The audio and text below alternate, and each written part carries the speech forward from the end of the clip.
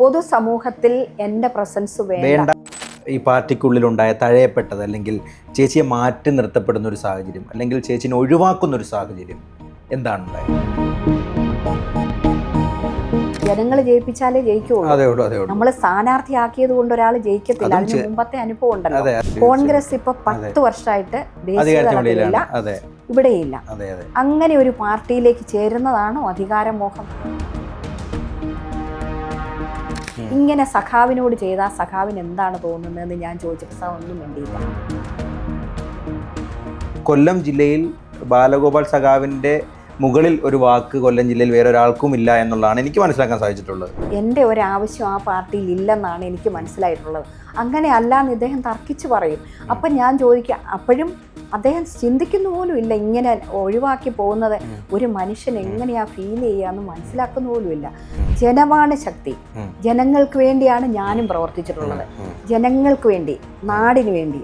അത് ജനങ്ങൾക്കറിയാം. അപ്പൊ ഞാൻ വിചാരിച്ചു സത്യത്തിന് ഒരു വിലയില്ലെന്ന്. ചേച്ചിക്ക് എന്താ തോന്നുന്നത്, 3.0 വരുമോ? ഒരു ഉണ്ണികൃഷ്ണൻ പോറ്റി ശബരിമലയിൽ ഒരു വിഷയം നടത്തിയതുമായിട്ട് റിലേറ്റഡ് ആയിട്ട് അതുകൊണ്ട് ഐഷ പോറ്റി വേണ്ട എന്ന് പറഞ്ഞ് അങ്ങനെ ഒരു കണക്ഷൻ പറയുന്നത് ശരിയല്ല. VS-നെയാണോ പിണറായിനെയാണോ കൂടുതൽ ഇഷ്ടം? PD Satheesan or Ramesh Chennithala or KC Venugopal എന്ന് ചോദിച്ചാൽ ആരെ പറയും ചേച്ചി? എനിക്കങ്ങനെ പറയാൻ പറ്റും.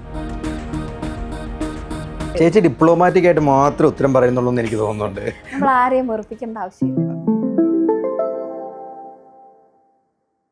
അപ്പോൾ ചേച്ചി, സ്വാഭാവികമായിട്ടുള്ള ഏതൊരു മലയാളിയുടെയും ഇപ്പോൾ ഒരു ഡൗട്ടാണ് അല്ലെങ്കിൽ ഒരു സംശയമാണ്, ചേച്ചിക്കുണ്ടായ ഈ പാർട്ടിക്കുള്ളിലുണ്ടായ തഴയപ്പെട്ടത് അല്ലെങ്കിൽ ചേച്ചിയെ മാറ്റി നിർത്തപ്പെടുന്ന ഒരു സാഹചര്യം അല്ലെങ്കിൽ ചേച്ചിനെ ഒഴിവാക്കുന്ന ഒരു സാഹചര്യം എന്താണ് ഉണ്ടായത്?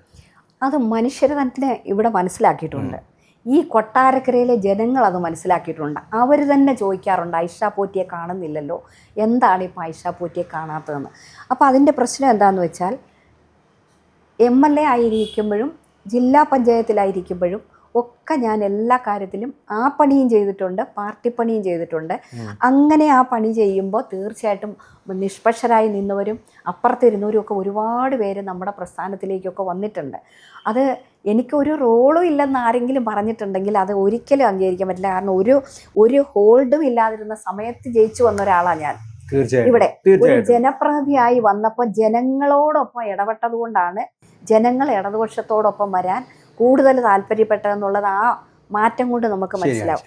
അങ്ങനെയെല്ലാം ഹാർഡ് വർക്ക് ചെയ്ത് പ്രവർത്തിച്ച് 3 തവണ ആയിക്കോട്ടെ, ജനങ്ങൾ ജയിപ്പിച്ചാലേ ജയിക്കുള്ളൂ. നമ്മൾ സ്ഥാനാർത്ഥിയാക്കിയത് കൊണ്ട് ഒരാൾ ജയിക്കത്തില്ല. അതിന് മുമ്പത്തെ അനുഭവം ഉണ്ടല്ലോ. അതും ചെറിയ രീതിയിലല്ലല്ലോ ജയിക്കുന്നു. അതെ, അത് മനുഷ്യനോട് ഓരോ തവണയും ഭൂരിപക്ഷം ഇരട്ടിയാക്കിയാണ് ജയിച്ചിരിക്കുന്നത്. അങ്ങനെ ഹാർഡ് വർക്ക് ചെയ്യുന്നതുകൊണ്ടല്ലേ അത്. നാട്ടിൽ വികസന പ്രവർത്തനങ്ങൾ കൊണ്ടുവരിക, മനുഷ്യരെ എന്തെങ്കിലും കാര്യത്തിന് അന്വേഷിച്ച് വന്നാലും പറ്റാവുന്ന എല്ലാം ഒരു രാഷ്ട്രീയവും നോക്കാതെ നമ്മൾ ചെയ്തിട്ടുള്ളൂ. ഒരാളുടെ കൊടി ചോദിച്ചിട്ടില്ല, നിങ്ങൾ ഏത് പാർട്ടിയാണ്, നിങ്ങൾ ഏത് ജാതിയാ, മതം എന്നൊന്നും ഞാൻ ഇന്നേ ആരോട് ചോദിക്കാറില്ല. അവരുടെ പ്രശ്നം എന്താണെന്ന് കേട്ട് എനിക്ക് പറ്റുന്നതാണ് ഞാൻ അപ്പം ചെയ്തു കൊടുക്കും. അല്ലെങ്കിൽ എവിടെ ചെന്നാൽ നിങ്ങൾക്കൊരാശ്വാസം ഉണ്ടാകുന്ന വഴി പറഞ്ഞു കൊടുക്കും. ഇത് രണ്ടും അല്ലെങ്കിൽ നിങ്ങൾ എന്താണെന്ന് വെച്ചാൽ ചെയ്യണമെന്ന് പറയും. പറ്റുന്നതാണേ ചെയ്തു കൊടുക്കും. ഒരു 80% കാര്യം ചെയ്തു കൊടുക്കാൻ പറ്റിയിട്ടുണ്ട്. നാട്ടിലെ വികസന പ്രവർത്തനങ്ങൾ സമയം കളയാതെ ചെയ്തു തീർക്കാൻ പറ്റിയിട്ടുണ്ട്. ഇതെല്ലാം ജനങ്ങൾ കാണുന്നുണ്ടായിരുന്നു. അപ്പോൾ അവർക്ക് ഭയങ്കര സന്തോഷമായിട്ട് ഇടതുപക്ഷത്തോടൊരു അടുപ്പം വന്നു എന്നുള്ളത് നിഷേധിക്കാൻ എൻ്റെ പഴയ പാർട്ടിക്ക് ഒട്ടും സാധിക്കില്ല. അല്ല, അതിനകത്ത് നിഷേധിക്കാൻ പറ്റില്ല ആരെക്കൊണ്ടും. അതായത് ഏതൊരു പാർട്ടിയുടെ ആണെങ്കിലും ഒരു ഫേസ് എന്ന് പറയുന്നത് നേതാക്കന്മാരാണ്. ആ നേതാക്കന്മാരുടെ പ്രവർത്തനത്തിന് അധിഷ്ഠിതമായിട്ടാണ് എന്താ പറയുക, VS എന്ന് പറയുന്ന ഒരു വ്യക്തിയുടെ മുഖം കാണിക്കുമ്പോൾ ജനങ്ങൾ വോട്ട് ചെയ്യുന്നുണ്ടെങ്കിൽ അത് അദ്ദേഹത്തിനുള്ള ഒരു അദ്ദേഹത്തിന് കിട്ടുന്നൊരു ബഹുമതിയാണ്. അതുപോലെയാണ് ചേച്ചിയുടെ കാര്യം. ചേച്ചിയുടെ എന്ന് പറയുന്നത് VS-ഉമായിട്ട് താരതമ്യം ചെയ്യുന്നതല്ല. പക്ഷേ ചേച്ചി ഈ 10,000, 20,000, 20,000, 40,000 ആക്കുന്ന പറഞ്ഞാൽ ജനങ്ങളല്ലേ വോട്ട് ചെയ്യുന്നത്. ആ ജനങ്ങൾ അങ്ങനെ ചേച്ചിക്ക് അതായത് UDF-ന് കുത്തിക്കൊണ്ടിരുന്നവർ ചേച്ചിക്ക് അല്ലെങ്കിൽ BJP കുത്തിക്കൊണ്ടിരുന്ന ചേച്ചിക്ക് സന്തോഷത്തോടു കൂടി വോട്ട് ചെയ്യുന്നുണ്ടെങ്കിൽ അത് ചേച്ചിയുടെ പ്ലസ് പോയിന്റ് ഉള്ളത് കൊണ്ടാണ്, അല്ലെങ്കിൽ ചേച്ചിയുടെ പ്രവർത്തന മികവിനുള്ള അംഗീകാരമാണ്. അത്രയും കഠിനാധ്വാനം ചെയ്തു. അതാണ് അധികാരമോഹം എന്ന് പറയുന്നത്. അധികാരം ജനങ്ങൾ തന്നപ്പോൾ ജനങ്ങൾക്ക് വേണ്ടിയും നാടിനു വേണ്ടിയും പ്രയോഗിച്ചു എന്നൊരു കാര്യമാണ് ഞാൻ ചെയ്തത്. അത് കഠിനമായ ജോലിയാണ്, വെറുതെയുള്ള ജോലിയല്ല. നമ്മുടെ ഒരുപാട് കാര്യങ്ങൾ ഒഴിവാക്കിക്കൊണ്ട് ത്യാഗം സഹിച്ചേ ഒരു ജനപ്രതിനിധിയായിട്ട് പ്രവർത്തിക്കാൻ പറ്റും, ഏത് അധികാരത്തിലിരുന്നാലും. അല്ലെങ്കിൽ ഒരു തവണ തന്നാൽ താഴെ പോവും. അപ്പം ഇങ്ങനെ പ്രവർത്തിച്ചപ്പം ആര് നിന്നാലും ജയിക്കുന്ന ഒരു സ്ഥിതിയിലേക്ക് ഈ മണ്ഡലത്തെ കൊണ്ടെത്തിച്ചു എന്നുള്ള ഒരു യാഥാർത്ഥ്യമാണ്. അപ്പോൾ മാറട്ടെ, എനിക്കതിലൊരു വിരോധവും ഇല്ല, അത് നല്ല കാര്യമാണ്. എന്നും ഒരാളെ ആകാവുന്നൊന്നുമല്ല. മാറിയിരുന്ന് കഴിയുമ്പോൾ അടുത്ത ആൾ വരുമ്പോൾ അടുത്ത ആൾ ജയിക്കാൻ വേണ്ടിയും അതേപോലെ കഠിനാധ്വാനം ചെയ്തു, കൂടെ നടന്ന്. നിങ്ങൾക്കെല്ലാം അറിയാം, ഇവിടുത്തെ മാധ്യമങ്ങൾക്കറിയാം, നാടിനറിയാം. അതല്ല, ഞാൻ MLA അല്ലാതായി കഴിഞ്ഞു, അദ്ദേഹത്തിനെ ജയിപ്പിക്കാൻ വേണ്ടി എല്ലായിടത്തും എത്തി. ആ വീഡിയോ വരെ അവർ ഇട്ടിട്ടുണ്ടായിരുന്നു. ഇപ്പോഴും ആത്മാർത്ഥമായിട്ട് വോട്ട്, എന്നെക്കാൾ ഭൂരിപക്ഷത്തിൽ ജയിപ്പിക്കണം, ഒരുപാട് കാര്യങ്ങൾ അതെല്ലാം കഴിഞ്ഞു മാറി ജയിച്ചു വന്നു. അപ്പോഴേ കുറേശ്ശെ എനിക്ക് ആദ്യം അത്ര മനസ്സിലായില്ല. ഇവിടെ ഒരുപാട് പദ്ധതികൾ ഉദ്ഘാടനം ചെയ്യാനും തറക്കല്ലിടാനും ഞാൻ ഇരുന്നപ്പോൾ വെച്ചിരുന്ന പദ്ധതികളൊക്കെ ഉണ്ടായിരുന്നു. അപ്പോൾ ആ പദ്ധതികളൊക്കെ വന്നപ്പോൾ അതെല്ലാം ഞാൻ നടന്നതായിട്ട് പത്രത്തിൽ വായിച്ച് കേൾക്കുന്നുണ്ടായിരുന്നു. അങ്ങനെ എവിടെയെങ്കിലും കേട്ടിട്ടുണ്ടോ? അതെ, ഒന്ന് വിളിക്കാമല്ലോ അല്ലേ? തീർച്ചയായിട്ടും ഒരു മാനസിക പരിഗണന. അതപ്പോൾ എന്താണ് ആ പറയുന്ന കാര്യമാണ് എന്നെ തഴയുക എന്ന് പറഞ്ഞാൽ, അല്ലാതെ അധികാരമോഹമല്ല. അധികാരമോഹം എന്ന് ആരെങ്കിലും പറഞ്ഞാൽ ഇതിന് കുറ്റപ്പെടുത്താൻ വേണ്ടി പറയുന്ന ഒരു വാക്ക്, അവർക്ക് ഉപയോഗിക്കാൻ പറ്റുന്ന ഒരു വാക്ക്. ഇത്ര നാൾ ഇരുന്നാൽ പോരെന്ന്. ഇരിക്കുക എന്നുള്ളതല്ല, മനുഷ്യന് അത്രയും നാൾ ഇരുന്നെങ്കിൽ ആ ഇരുന്ന ആളെന്നൊരു സ്നേഹം വേണ്ടേ നമുക്ക്? അപ്പം പിന്നെ പാർട്ടി വർക്ക് മാത്രം ചെയ്താൽ മതി, സംഘടനാ കാര്യം മാത്രം ചെയ്താൽ മതി, ഈ ചെയ്തതിനകത്തൊന്നും നിങ്ങൾക്ക് പങ്കെടുക്കേണ്ട ആവശ്യമില്ല എന്ന് തോന്നിയാൽ എന്തായിരിക്കും ഒരാൾക്ക് ഫീൽ ചെയ്യുക? അതാണ് ഇവിടെ സംഭവിച്ചത്. അത് ചിന്തിച്ചില്ല, ഒഴിവാക്കി നിർത്തണം എന്ന് വെച്ചാൽ, ഞാൻ ചെല്ലുമ്പോൾ പറയുമല്ലോ, ഞാൻ ഇത്ര, എനിക്ക് കണക്ക് കൃത്യമായിട്ട് അറിയാം ഓരോ ഫണ്ടിൻ്റെയും, അത് ഇത്രയും ചെയ്താൽ അതാ ഇപ്പം ഇനി മിനിസ്റ്റർ അത് നന്നായി കൊണ്ടുപോകുന്നു ഞാൻ സ്വാഭാവികമായിട്ട് പറയില്ലേ? അങ്ങനെ പറയണ്ടെന്ന് തീരുമാനിച്ചിട്ടാണോ ഒഴിവാക്കിയതെന്ന് എനിക്കറിയാൻ വയ്യ. എന്താണെങ്കിലും അങ്ങനെയുള്ള പരിപാടികളിലേക്ക് ബാക്കി പാർട്ടി പ്രവർത്തനം നടത്തിക്കോളാൻ പറയുന്നുണ്ട്. എല്ലായിടത്തും പോകണം, ഞാൻ ജില്ലാ കമ്മിറ്റിയിലായി, റിപ്പോർട്ടിങ്ങിന് പോകണം, എവിടെയൊക്കെ പോയിക്കോണമെന്ന്. ഞാൻ അങ്ങനെയും പോയി, അതെല്ലാം പോയിക്കൊണ്ടിരുന്ന. ഇതിനൊന്നും എന്നെ വിളിക്കാറില്ലെങ്കിലും ഈ വിദ്യാഭ്യാസ സമുച്ചയമൊക്കെ ഞാൻ കൊണ്ടുവന്ന് എൻ്റെ മുറ്റത്ത്, ഓഫീസിൻ്റെ മുറ്റത്ത് ഒരു നോട്ടീസിൽ പോലും പേര് വയ്ക്കാതെ വിളിക്കാൻ വന്നപ്പോൾ ഞാൻ എന്തിനാണ് വരുന്നതെന്ന് ഞാൻ ചോദിച്ചു. നമുക്കവിടെ ഒരു റോളിൽ നോട്ടീസിൽ പേര് വയ്ക്കുന്ന ആണോ ഒരു അംഗീകാരം എന്ന് ചോദിച്ചാൽ അത് വേണ്ടേ? ഒരു ധാർമ്മികതയല്ലേ അത്? ഇത്ര കാലം ഇരുന്ന് ഒരു ജനപ്രതിനിധി, അവരൊക്കെ ഇരുന്ന് കൊണ്ടുവന്നിട്ട് സിവിൽ സ്റ്റേഷൻ, ഫയർ സ്റ്റേഷൻ, കോടതി സമുച്ചയം, ഷോപ്പിംഗ് കോംപ്ലക്സ്, സ്കിൽ പാർക്ക്, 2 പാലങ്ങൾ, ഈ റോഡെല്ലാം, അതുപോലെ ടൂറിസം പദ്ധതി, മീൻപിടിപ്പാറ, സ്കൂൾ കെട്ടിടങ്ങൾ എല്ലാം കാണാമല്ലോ നമുക്ക്. ഇതെല്ലാം ചെയ്തത് ഈ നാട്ടിലെ ജനങ്ങൾ കണ്ടുകൊണ്ടിരുന്നതല്ലേ. അങ്ങനെ ഇരുന്ന ഒരാൾ ഇനി ഇവിടുത്തെ പുതിയ ആൾ വരുമ്പം ആ പ്രവർത്തനങ്ങളിൽ എൻ്റെ പ്രസൻസ് വേണ്ട. അത് മാത്രമേ ഉള്ളൂ എനിക്ക് പറയാനുള്ളത്. എൻ്റെ പ്രസൻസ് ആ പ്രവർത്തനങ്ങളിൽ ഞാൻ പങ്കെടുക്കേണ്ടതില്ല എന്ന് തീരുമാനിച്ചതാണ് ഞാൻ എന്നെ അവോയ്ഡ് ചെയ്തു എന്ന് പറഞ്ഞത്. അധികാരമോഹം എന്ന് പറഞ്ഞാൽ 10 കൊല്ലമായിട്ട് ഒരു അധികാരത്തിലും ഇല്ലാത്തൊരു പാർട്ടിയിലേക്ക് ചേർന്നാൽ എന്ത് അധികാരമോഹമാണെന്ന് ആ പറയുന്നവരോട് ചോദിക്കണം. കോൺഗ്രസ് ഇപ്പോൾ 10 വർഷമായിട്ട് ദേശീയ തലത്തിലില്ല, ഇവിടെയില്ല. അങ്ങനെ ഒരു പാർട്ടിയിലേക്ക് ചേരുന്നതാണോ അധികാരമോഹം? പറഞ്ഞേ. അധികാരത്തിൽ ഇരുന്നപ്പോൾ അധികാരം ആർക്ക് വേണ്ടിയാണ് ഉപയോഗിച്ചത്? ഞാൻ എനിക്ക് വേണ്ടി അല്ലല്ലോ ഉപയോഗിച്ചത്. ഈ നാട്ടിൽ ഒരു സിവിൽ സ്റ്റേഷൻ ഇല്ലായിരുന്നു, ഒരു ഫയർ സ്റ്റേഷൻ ഇല്ലായിരുന്നു, ഒരു റൂറൽ SP ഓഫീസ് 2 ജില്ലകളിൽ മാത്രം കേരളത്തിൽ അനുവദിച്ച കൊട്ടാരക്കര കൊണ്ടുവന്നു. അതിൻ്റെ അതിമനോഹരമായ കെട്ടിടമാക്കി. അതിൻ്റെ ജസ്റ്റ് അത് മിസ് ചെയ്തു എനിക്ക്, ആ കോവിഡൊക്കെ വന്നുകൊണ്ട് അതിൻ്റെ ഉദ്ഘാടനം. അതിനകത്ത് അവിടെ പോലും നമുക്ക് അന്ന് ഒരു പോലീസ് ഉദ്യോഗസ്ഥരും SP ഒക്കെ പറഞ്ഞ ഒരു നോട്ടീസിലൊരു പേര് വെച്ചു. ഇതിന് ഹാർഡ് വർക്ക് ചെയ്ത ഒരാളെന്നുള്ള നിലയിൽ ഞങ്ങൾ R ബാലകൃഷ്ണപിള്ള സാർ എത്രയോ നാളായി മാറിയിട്ട് ആ സിവിൽ സ്റ്റേഷനിൽ എഴുതി വെച്ചിട്ടുണ്ട്. അതൊരു അംഗീകാരമല്ലേ? അതൊരു പരിഗണനയല്ലേ?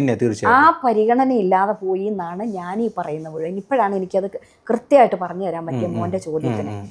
ഈ പരിഗണനയാണ്. അല്ലാതെ അധികാരമോഹം എന്ന് പറഞ്ഞാൽ അധികാരമില്ലാതിരുന്ന വർഷങ്ങളായിട്ട് 2 ടേണായിട്ടില്ലാത്തൊരു പാർട്ടിയിലേക്ക് പോയാൽ, എന്നാൽ ഞാൻ BJPയിലേക്ക് പോയെങ്കിൽ കേന്ദ്രത്തിലെങ്കിലും ഭരണം ഉണ്ടെന്ന് വിചാരിക്കാം. അത് ചിന്തിച്ചില്ലല്ലോ, അങ്ങനെയല്ലല്ലോ ചെയ്തത്. അപ്പോൾ വേറെ എനിക്ക് ഒരു പാർട്ടിയോടും ദേഷ്യം ഉണ്ടായിട്ടല്ല, എനിക്ക് പ്രവർത്തിക്കാൻ ഒരു സൗകര്യമുള്ള ഒരു സംഘടനാ വർക്കായാലും പൊതുപ്രവർത്തനത്തിലും മനുഷ്യരോടൊപ്പം ഞാൻ ഇടപെടണം എന്ന് ഞാൻ വക്കീൽ ഓഫീസിലോട്ട് പോകുമ്പോൾ സ്ത്രീകൾ വരെ പറയും, സാറ് പഴയ പോലെ വരണേന്ന്, സാറ് പഴയ പോലെ ഞങ്ങളുടെ കൂടെ വരണേന്ന്. അതപ്പോൾ ആഗ്രഹിക്കുന്നുണ്ട്. ഇതൊന്നും റിയാലിറ്റി ആയിട്ട് ആരും കുറ്റം പറയേണ്ടവർക്ക് ഈ മാനുഷിക വശങ്ങൾ ചിന്തിക്കാതെ അധികാരമോഹം എന്ന് പറയും. അധികാരം മുഴുവൻ ഈ നാട്ടിലെ ജനങ്ങൾക്ക് വേണ്ടി തന്നെയാണ് വിനിയോഗിച്ചത്, നാട്ടിലെ വികസനത്തിന് വേണ്ടി തന്നെയാണ് വിനിയോഗിച്ചത്. അത് മോഹമല്ല, വലിയൊരു ജോലിയായിരുന്നു. അത് മാറിയപ്പോഴും ഞാൻ സന്തോഷത്തോടെ ഇരുന്നു. പക്ഷേ ഈ പറഞ്ഞ പോലെ ഇത്രകാലം ഇരുന്ന് ചെയ്ത് ഒരു ബേസ് ഉണ്ടാക്കിയ ആൾ ഇനി ആ പ്രവർത്തനങ്ങളിൽ വരണ്ടാന്ന് തീരുമാനിച്ചപ്പോഴാണ്, അതിനകത്തുനിന്ന് മാറ്റി നിർത്തിയപ്പോഴാണ്. അല്ലാതെ പാർട്ടിയിൽ നിന്ന് തന്നെ ഒഴിവാക്കാൻ ഞാൻ പറയേണ്ടി വന്നത് അങ്ങനെയാണ്. പാർട്ടിയിൽ മാത്രം. അപ്പം സ്വാഭാവികമായിട്ടും ചേച്ചി ഇത്തരത്തിൽ ഒഴിവാക്കപ്പെടുന്നത് കണ്ട് ആദ്യം ഒന്നും ചിലപ്പം സംസാരിച്ച് കാണില്ല, കാരണം അത് ഉള്ളിലൊതുക്കും. എല്ലാവരുടെയും നമ്മുടെ ഒരു മാനസിക സ്വഭാവമാണല്ലോ അത്. ഇപ്പം നമുക്ക് എവിടെ നിന്ന് നമ്മൾ തഴയപ്പെട്ടാലും നമ്മൾ ആദ്യമൊക്കെ പോട്ടെ പോട്ടെ പോട്ടെ എന്ന് വിചാരിക്കും. ഏത് സമയത്താണ് ഇത് തുറന്ന് പറയേണ്ടി വന്നതെന്ന് വെച്ചാൽ, അതായത് പാർട്ടി ഫോറമുകളിൽ ഇത് അവതരിപ്പിക്കേണ്ടി വരുന്നത് ഏത് സാഹചര്യത്തിലാണ്? എന്നെ ഇങ്ങനെ തഴയുന്നത് എനിക്ക് മാനസികമായിട്ടുള്ള എനിക്ക് നല്ല വേദന ഉണ്ടാക്കുന്നുണ്ടെന്ന് തുറന്നു പറയേണ്ടി വരുന്നത്? ഇതെല്ലാം പത്രക്കാരെന്നെ വിളിച്ചു ചോദിക്കുന്നുണ്ടായിരുന്നു, മാധ്യമങ്ങളിൽ നിന്ന്. അവിടെ വിളിച്ചിട്ടില്ലേ? ആണ്ട ഇന്ന് ആ പാലം ഉണ്ടല്ലോ, അത് ഞാനിരുന്നപ്പോൾ കൊണ്ടുവന്നതല്ലേ, അതിൽ വിളിച്ചായിരുന്നോ? ഞാൻ പറഞ്ഞു വിളിച്ചില്ല. അതെന്താണ്? അന്നേരം ഞാൻ അവരോട് ചോദിക്കുമ്പോൾ അവർ പറയും ഇന്ന ആളല്ലോ. അപ്പം ഞാൻ പറയാം അത് ശരി ആണോ എന്ന് പറയും. പിന്നെ നോക്കുമ്പോൾ പത്രത്തിലുണ്ട്. അപ്പം അങ്ങനെ വന്നപ്പോൾ അത് അവരൊരു വാർത്തയാക്കി. പിന്നെ അങ്ങനെ വന്നപ്പോൾ എന്നെ വാക്കനാട് ഒരു സ്കൂളിലെ പിന്നെ എൻ്റെ പേര് വെക്കാൻ പറഞ്ഞു. ഈ വലിയ വിമർശനങ്ങൾ ഒരുപാടടുത്ത് പത്രങ്ങളിലൂടെ വന്നു. അവർ തന്നെയാണ് എന്നെ വിളിച്ചു ചോദിക്കുന്നത്, എന്നെ വിളിച്ചോ എന്ന്. അപ്പം ഞാൻ വിളിച്ചെന്ന് പറയണോ? പറയാൻ പറ്റില്ലല്ലോ. അപ്പൊ വിളിച്ചില്ല. അതിനി എന്തുകൊണ്ടാണ് വിളിക്കാത്തതെന്ന് ചോദിച്ചപ്പോൾ ഞാൻ പറഞ്ഞു MLA അല്ലാത്തതുകൊണ്ടായിരിക്കും എന്ന് തന്നെയാണ് പറഞ്ഞത്. അന്നും ഞാനൊന്നും പറഞ്ഞില്ല. അപ്പം അത് കഴിഞ്ഞ് വാക്കനാട് സ്കൂളിൽ ഞാനിരുന്നപ്പോൾ പണി തുടങ്ങിയ ഒരു കെട്ടിടം, അപ്പം ബാലഗോപാൽ മിനിസ്റ്ററുടെ നിർദ്ദേശപ്രകാരം നിർമ്മിച്ചതെന്ന് അവിടെ എഴുതി വെച്ചിട്ടുണ്ടായിരുന്നു. സത്യം പറഞ്ഞാൽ ഞാനും അത് കണ്ടില്ല. ഞാൻ അവിടെ അന്ന് അവരെന്നോട് പറഞ്ഞു ആ പരിപാടിയിൽ ഒന്ന് ചെല്ലണം. അപ്പം ആ ദിവസം എനിക്ക് ചെല്ലാൻ പറ്റാത്തതുകൊണ്ട് ഞാൻ തലേന്ന് അവിടെ പോയപ്പോൾ അവിടെ നിന്ന് കുറേ ഫോട്ടോ ഒക്കെ എടുത്തു. അത് കഴിഞ്ഞ് തിരിച്ചു വന്നപ്പോൾ പറഞ്ഞ് അവിടെ എഴുതി വെച്ചിരുന്നത് കണ്ടോ എന്ന് ഒരാൾ എന്നെ വിളിച്ചു ചോദിച്ചു. അയ്യോ ഞാനത് കണ്ടില്ലല്ലോ, എന്താ എഴുതി വെച്ചേക്കുന്നതെന്ന് ചോദിച്ചപ്പം പറഞ്ഞു ഇന്ന അതിൻ്റെ ഓർഡറൊക്കെ ഉണ്ട് 2019 or 20. അന്ന് ഈ പുതിയ മന്ത്രിസഭ പോലും വന്നില്ല. അപ്പം അത് അങ്ങനെ എഴുതി വെച്ചിരിക്കുന്നല്ലോ. പിന്നെ ഞാൻ 24 ചാനലിൽ അവരത് കാണിച്ചു. അപ്പം അത് ശരിയല്ല. അപ്പം പഴയ ആൾക്കാർ ചെയ്തതുപോലും മറച്ചു വെക്കുക എന്നൊക്കെ പറയുമ്പോഴേ അത് പുതിയ ആൾ വന്ന അങ്ങനെ പറയണോ? നമ്മളെ അങ്ങനെ നൈസായിട്ട് ഒഴിവാക്കണോ? ഈ ഇങ്ങനെ വാർത്തകൾ വന്നപ്പോഴാണ് ഞാൻ ഒരു ദിവസം ബാലഗോപാൽ സാവ് വല്ലപ്പോഴും ഇതിലേ പോകുമ്പോൾ ഞാനിങ്ങനെ പാർട്ടിക്കാരി അല്ലെന്ന് പറയരുതെന്നൊക്കെ എന്നോട് പറയും. ഞാൻ പറഞ്ഞു ഞാൻ പാർട്ടിക്കാരി അല്ലല്ലോ, ഞാൻ സാവിനോട് പറഞ്ഞിട്ടില്ലേ ഞാൻ ഇനിയും പാർട്ടി പ്രവർത്തിക്കത്തില്ലെന്ന് പറഞ്ഞില്ലേ, ആവശ്യമില്ല. ഇപ്പൊ ഞാൻ ഈ പറഞ്ഞതെല്ലാം അദ്ദേഹത്തിനോട് ഞാൻ പറഞ്ഞിട്ടുള്ളതാണ്. പിന്നെ അദ്ദേഹത്തിനോട് ഞാൻ പറഞ്ഞില്ല ഇങ്ങനെ സഖാവിനോട് ചെയ്താൽ സഖാവിന് എന്താണ് തോന്നുന്നതെന്ന് ഞാൻ ചോദിച്ചപ്പോൾ സാവ് ഒന്നും വേണ്ടിയില്ല. ഇവിടെ ഇരുന്ന് സംസാരിച്ചപ്പോൾ ഇങ്ങനെ പേരൊക്കെ വെക്കുമ്പോൾ നമ്മളൊക്കെ ഞങ്ങളൊക്കെ ബാലകൃഷ്ണപിള്ള സാറിൻ്റെയും എഴുകോൺ നാരായണൻ അദ്ദേഹത്തിൻ്റെയും രാഘവ് സാറിൻ്റെയും ഒക്കെ പേരും ഒക്കെ വെച്ച് ഇവിടെ എല്ലാം വെക്കുമല്ലോ. കോടതിയിലായാലും കോടതി സമുച്ചയമൊക്കെ പണിഞ്ഞപ്പോഴെല്ലാം അവരുടെയൊക്കെ അവരെന്താണ് MLA ആയാലും അല്ലെങ്കിലും ഒക്കെ നമ്മൾ വെക്കും. പഴയ ആളെന്നുള്ള നിലയിൽ പേര് വെക്കുക എന്നുള്ളവർ അവരെ ഒന്ന് പരിഗണിക്കുക, അത്രയേ ഉള്ളൂ. അല്ല അവർക്ക് വേറെ രണ്ട് സംഭവം ഉണ്ടായിട്ടാണോ?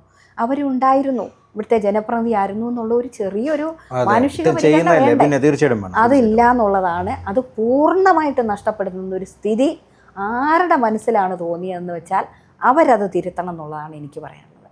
അതാണ് യഥാർത്ഥത്തിൽ ഈ ഡാർക്ക് മൈൻഡ് എന്ന് പറയുന്നത്. ആര് ചെയ്തെന്നൊന്നും ഞാൻ പറയില്ല, പക്ഷെ ഇങ്ങനെ ചെയ്യാതിരുന്നാൽ പറയേണ്ടവർക്ക് പറയാം. അല്ല, അത് ആര് ചെയ്തതെന്ന് പറയുന്നില്ല എന്ന് പറയുമ്പോൾ സ്വാഭാവികമായിട്ടും പരോക്ഷമായിട്ടും ഇവിടെ ഇപ്പം നിലവിൽ MLA ആണല്ലോ, സ്വാഭാവികമായിട്ടും ലീഡർഷിപ്പ് തീർച്ചയായിട്ടും ആവാം.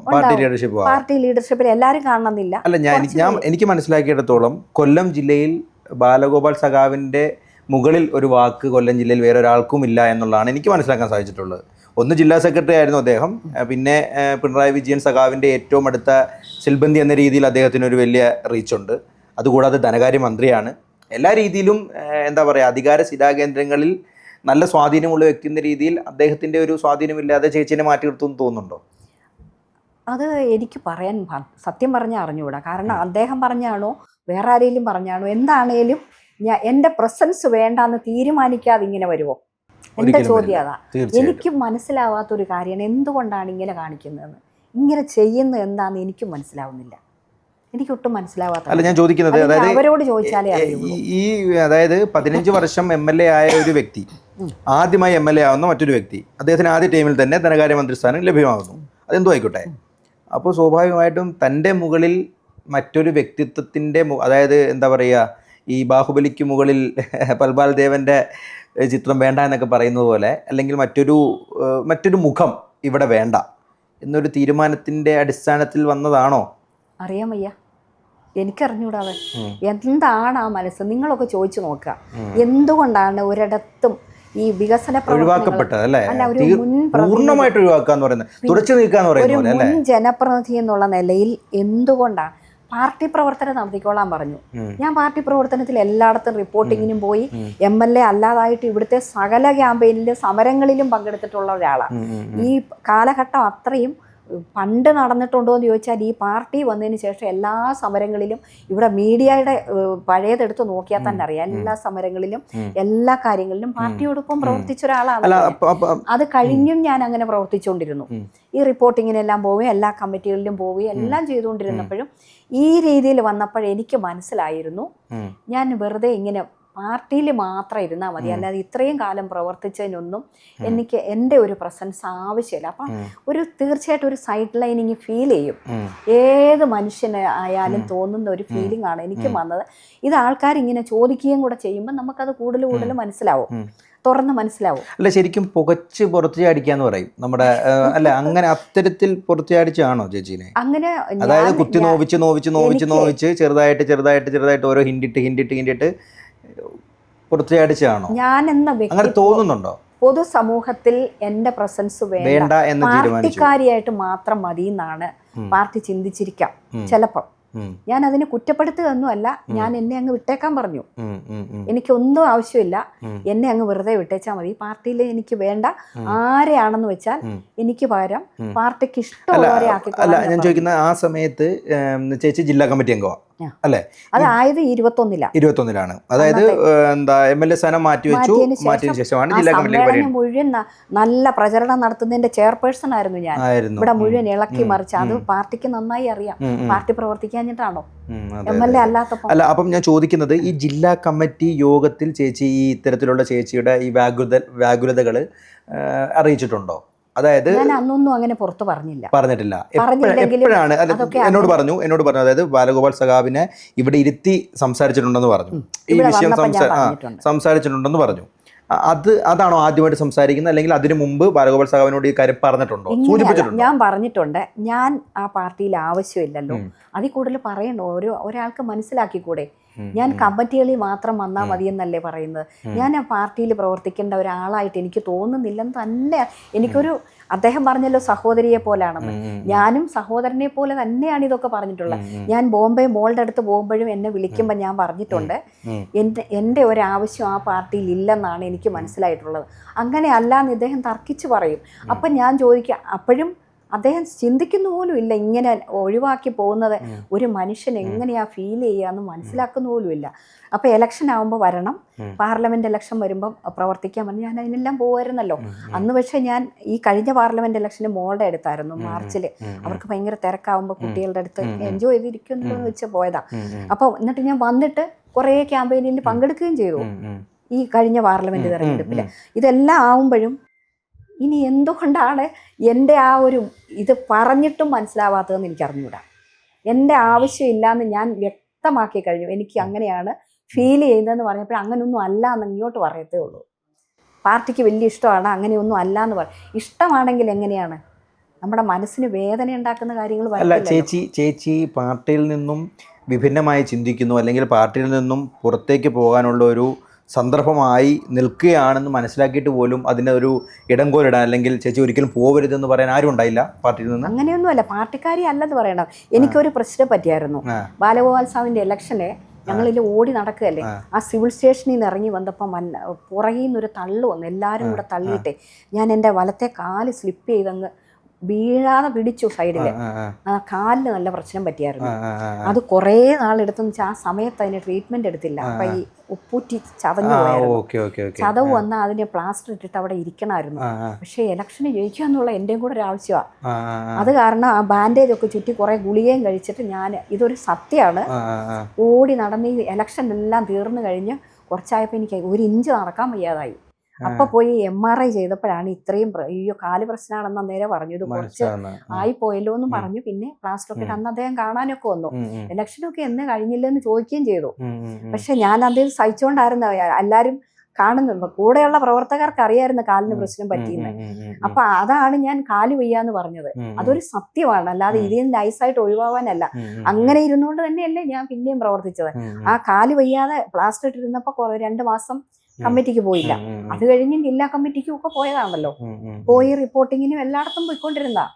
അതെല്ലാം കഴിഞ്ഞ പിന്നെയാണ് ഞാനൊരു മാർച്ച് 2023 മാർച്ചിലാണ് ഞാൻ പറഞ്ഞു ഞാൻ ഈ പ്രവർത്തനത്തില്ല, മാനസികമായിട്ട് നമുക്ക് ഒട്ടും പറ്റത്തില്ല.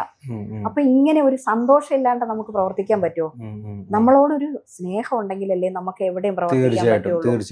സ്നേഹം ഉണ്ടെന്ന് വാക്കുകൊണ്ട് പറഞ്ഞു. സ്നേഹമായിരുന്നു, കരുതലായിരുന്നു, ജില്ലാ കമ്മിറ്റി ആയിരുന്നു. മടിച്ചു പോയത് ആ കാല് വയ്യ, നടുവയ്യ എന്നൊക്കെ പറയും. നടുവയ്യ എന്ന് പറഞ്ഞ ഒരു ഓട്ടോറിക്ഷയിൽ ഇങ്ങനെ പോകുമ്പോൾ എപ്പോഴും ഞാൻ ഈ കൊച്ചു ദൂരത്തിൽ ആരെങ്കിലും വിളിച്ചിട്ട് പോകാൻ പറ്റില്ല. ഞാൻ തന്നെ ഡ്രൈവ് ചെയ്ത് പോവില്ല, അങ്ങനെ പോവാറില്ല. അപ്പൊ അതൊക്കെ അതിനെയൊക്കെ അങ്ങ് വ്യാഖ്യാനിച്ച് വക്രീകരിച്ചിട്ടാണ് ഈ സോഷ്യൽ മീഡിയ മുഴുവൻ, കുറച്ച് സോഷ്യൽ മീഡിയ കൈകാര്യം ചെയ്യുന്ന ആൾക്കാർ വളരെ മ്ലേച്ഛായിട്ട് പറയുന്നത്. യഥാർത്ഥത്തിൽ ഇതൊക്കെ കുറച്ച് കാര്യങ്ങൾ വന്ന് വേദനിപ്പിക്കാറുണ്ടോ ഈ സോഷ്യൽ മീഡിയ പ്ലാറ്റ്ഫോമുകളിൽ ഇത്തരത്തിലുള്ള മോശം വായിക്കാറുണ്ടോ? കമന്റ്സുകൾ വായിക്കാറില്ല. ആ സമയത്തൊക്കെ വായിച്ചിട്ടുണ്ട്. അപ്പൊ ഞാൻ വിചാരിച്ചു സത്യത്തിന് ഒരു വിലയില്ലെന്ന് വിചാരിച്ചു. നമ്മൾ കറക്റ്റായിട്ട് പോയാൽ അതിനെ മനസ്സിലാക്കാൻ പാടാണ് ആൾക്കാർക്ക്, മനസ്സിലായില്ലേ?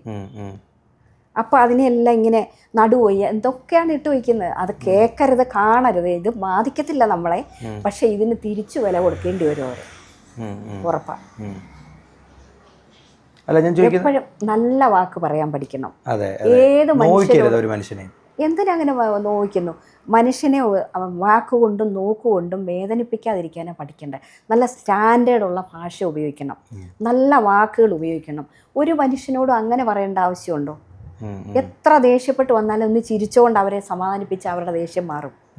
അല്ലാതെ കുത്തി നോവിച്ച് ഇങ്ങനെ ഇൻസൾട്ടിങ് പറഞ്ഞാൽ തീർച്ചയായിട്ടും ഇത് ഒരിക്കൽ തിരിച്ചടിക്കും, ഉറപ്പാണ്. ആരെ പറ്റി പറഞ്ഞാലും ഒരാളെ എങ്ങനെയും അടിച്ചു താക്കണമെങ്കിൽ വളരെ മ്ലേച്ഛമായ ഭാഷ ഉപയോഗിച്ച് സോഷ്യൽ മീഡിയ പ്ലാറ്റ്ഫോം അതിന് കുറേ ആൾക്കാരെ അങ്ങ് വളരെ മോശപ്പെട്ട ഒരു സ്റ്റാൻഡേർഡ് ഇല്ലാത്ത ഭാഷ ഉപയോഗിച്ച് അങ്ങ് ആക്രമിക്കുക. അത് നല്ലതാണോ? ഒരിക്കലുമല്ല. അതൊക്കെ മാറ്റേണ്ട കാലം കഴിഞ്ഞില്ല. നല്ല മൂല്യങ്ങൾ ഉണ്ടാവണ്ടേ നമുക്ക്? ഇതൊക്കെ കണ്ട് ചെറുപ്പക്കാരാരേലും രാഷ്ട്രീയത്തിലേക്ക് വരുമോ? തീർച്ചയായിട്ടും. കുട്ടികൾ കേട്ടാൽ എന്ത് മോശമാണെന്നറിയോ? സ്ത്രീകൾ കേട്ടാൽ. ഇതാണോ സംസ്കാരം? പാർട്ടി വളർത്തേണ്ടത് എങ്ങനെയാണ്? മനുഷ്യരുടെ ഇടയിൽ ഇറങ്ങി പ്രവർത്തിക്കണം, ജനങ്ങളോടൊപ്പം പ്രവർത്തിക്കണം.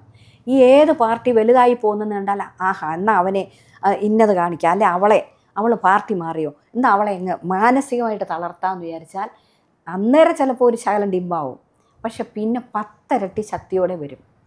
സംശയമില്ല അതിന്. അത് ചെയ്യരുത്, അത് മഹാപാപമാണ്. ബൂമറാങ് പോലെ ഇറങ്ങി വരും. പിന്നെ സംശയമുണ്ടോ? അതെ, നല്ല ഭാഷ ഉപയോഗിക്കണം, നല്ല വാക്ക് ഉപയോഗിക്കണം. എന്നാൽ അവളുടെ ഇമേജ് എല്ലാം കളഞ്ഞേക്കാം ഈ ഭാഷ ഉപയോഗിച്ചെന്ന് പറഞ്ഞാൽ അത് എവിടെയെങ്കിലും വില പോവോ? ഈ നാട്ടിലെ ഓരോ ജനങ്ങളും കണ്ടുകൊണ്ടിരിക്കുകയല്ലേ. നമ്മളെന്താ ഇപ്പോഴും ഇവിടെ വരുന്നവരില്ലേ? എത്രയോ പേര് മരിക്കേ നിവൃത്തിയുള്ളെന്ന് പറഞ്ഞ് എത്ര പേര് ഇവിടെ വന്ന് ചിരിച്ചുകൊണ്ട് ഇറങ്ങുമ്പോൾ ഞാൻ അനുഭവിക്കുന്ന എൻജോയ്മെൻറ്റ് എത്രയാണെന്നറിയോ?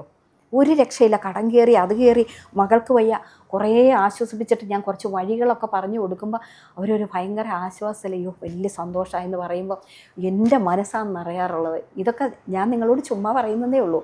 ഇതല്ലേ വേണ്ടത്? ഞാൻ പഠിച്ചിട്ടുള്ള ഇതാ. അല്ലാതെ ഒരാൾ എന്തെങ്കിലും രാഷ്ട്രീയം വിട്ടുപോയാൽ ഉടനെ വർഗവം ചെയ്യുന്നോ പിന്നെ ഇങ്ങനെ എന്തൊക്കെയാണ് കേൾക്കേണ്ടതെന്ന് വെച്ചാൽ അത് പറയാം. ഇത് പറയുന്നതുകൊണ്ട് വല്ല ഗുണമുണ്ടോ? ഇത് നാട് കണ്ടോളും, നാട്ടിലെ ജനങ്ങൾക്കറിയാം. അതിനി ആര് പറഞ്ഞാലും മുമ്പ് എന്നോട് ആദ്യം ചോദിച്ചില്ലേ കുറേ കാര്യം, അതൊന്നും ഇവിടെ ഏശത്തേ ഇല്ല. ഈ നാട്ടിലെ ഓരോ ജനത്തിനും എന്നെ അറിയാം, നമ്മളെ അറിയാം, ഓരോരുത്തരെയും അറിയാം. അവരെയൊന്നും അങ്ങനെ പറ്റിക്കാൻ പറ്റില്ല. അവർ വിവരമുള്ളവരാ. നാട്ടിലെ ജനങ്ങൾ സഖാക്കളും വിവരമുള്ളവരാ. അവർക്കും അറിയാം നമ്മളെങ്ങനെയാന്ന്. ഈ കള്ളപ്രചരണങ്ങൾ ഒരു ചെറിയ സമയത്തേക്കേ നിൽക്കുള്ളൂ, കുറച്ച് കഴിയുമ്പോൾ അതെല്ലാം പൊളിഞ്ഞ് വാളീസാവും. കാരണം നമ്മൾ അങ്ങനെയല്ലല്ലോ. അല്ല, അപ്പം അങ്ങനെ ഇരിക്കുമ്പോൾ തന്നെ നമുക്ക് ചോദിക്കാം ചേച്ചി, സ്വാഭാവികമായിട്ടും ചേച്ചി versus Aisha Potti versus KN Balagopal അല്ലെങ്കിൽ വേഴ്സസ് BJPയുടെ ഒരു സ്ഥാനാർത്ഥി, അതാരും ആയിക്കോട്ടെ, അതെന്തായാലും 3ാം സ്ഥാനം എന്നുള്ളത് നമ്മൾ കണക്കാക്കുന്നുള്ളൂ. എന്തോരോ കാഞ്ഞ് ശ്രമിച്ചാലും 3ാം സ്ഥാനത്തിലേക്ക് വരാം എന്നുള്ളതല്ലാതെ ഒരു വിജയം അവർക്കുണ്ടാകുമെന്ന് തോന്നുന്നില്ല. അങ്ങനെ ഒരു സാഹചര്യം വന്നാൽ ചേച്ചി പൂർണ്ണമായിട്ട് വിജയിക്കും എന്ന് ശുഭാപ്തി വിശ്വാസത്തോടെ തന്നെയാണ് നിൽക്കുന്നത്? ആ കാര്യം എനിക്കിപ്പോൾ പറയാൻ പറ്റത്തില്ല. എന്താ വിജയിക്കോ വിജയിക്കാതിരിക്കോ ജനത്തിന്റെ കയ്യിലാണ്, സ്ഥാനാർത്ഥിയാണോ തീർച്ചയായിട്ടും എന്നുള്ളതും തീരുമാനമായാലേ എനിക്ക് പറയാൻ പറ്റുള്ളൂ. അല്ല അങ്ങനെ വന്നാൽ, അല്ല ഞാൻ ചോദിക്കുന്നത്, അങ്ങനെ വന്നാൽ നമ്മൾ ഈ ഗ്രൗണ്ട് ലെവലിൽ ഇറങ്ങി ഒക്കെ ഇപ്പോൾ കുറച്ച് ജനങ്ങളോടൊക്കെ സംസാരിച്ചപ്പോഴും ചേച്ചി ജയിക്കും എന്നുള്ള രീതിയിലാണ് അവർ പറയുന്നത്. അപ്പം ഞാൻ ചോദിക്കുന്നത്, ചേച്ചി പൂർണ്ണ ആത്മവിശ്വാസത്തിലാണ്? ജനം പറയുന്നതാണ് ശരി. ജനം എന്ത് പറയുന്നോ ജനങ്ങളാണ് വോട്ട് ചെയ്യുന്നത്. ജനങ്ങൾ ആർക്ക് വോട്ട് ചെയ്യുന്നെന്ന് അവർക്കേ അറിയുള്ളൂ. ജനമാണ് ശക്തി. ജനങ്ങൾക്ക് വേണ്ടിയാണ് ഞാനും പ്രവർത്തിച്ചിട്ടുള്ളത്. ജനങ്ങൾക്ക് വേണ്ടി, നാടിന് വേണ്ടി. അത് ജനങ്ങൾക്കറിയാം. ഇവിടെ എന്തെല്ലാം വന്നു, എത്ര വേഗത്തിൽ, എത്ര 2 സർക്കാർ വന്നപ്പോഴും ഇവിടെ എങ്ങനെ വന്നിട്ടുണ്ടെന്നറിയാം. അല്ല ചേച്ചി എങ്ങനെയാണ് ഈ KN ബാലഗോപാൽ സഖാവിൻ്റെ പ്രവർത്തനത്തെ നോക്കി കാണുന്നത്? ഞാൻ അങ്ങനെ ഒന്നും കാണുന്നില്ല. ഞാൻ അദ്ദേഹത്തിന്റെ പ്രവർത്തനത്തെ പറ്റി ഒന്നും ഞാൻ ഒരു കമന്റും പറയാൻ ഇഷ്ടപ്പെടുന്നു. അല്ല ഞാൻ ചോദിക്കുന്ന വികസന പ്രവർത്തനം കുറഞ്ഞു, അതായത് ചേച്ചിയുടെ കാലഘട്ടത്തിൽ ഉണ്ടായിരുന്നത് വെച്ച് കമ്പയർ ചെയ്യുമ്പോൾ വികസന പ്രവർത്തനം കുറവാണ് എന്നുള്ള രീതിയിൽ ഒരു സംസാരം ഇവിടെ ഞാൻ കേൾക്കുന്നുണ്ട്. അതിനെ എത്രത്തോളം ധനകാര്യമന്ത്രി എന്ന് പറയുമ്പോൾ മുൻ ധനകാര്യമന്ത്രിമാരുടെ മണ്ഡലങ്ങളൊക്കെ കണ്ടിട്ടില്ലേ?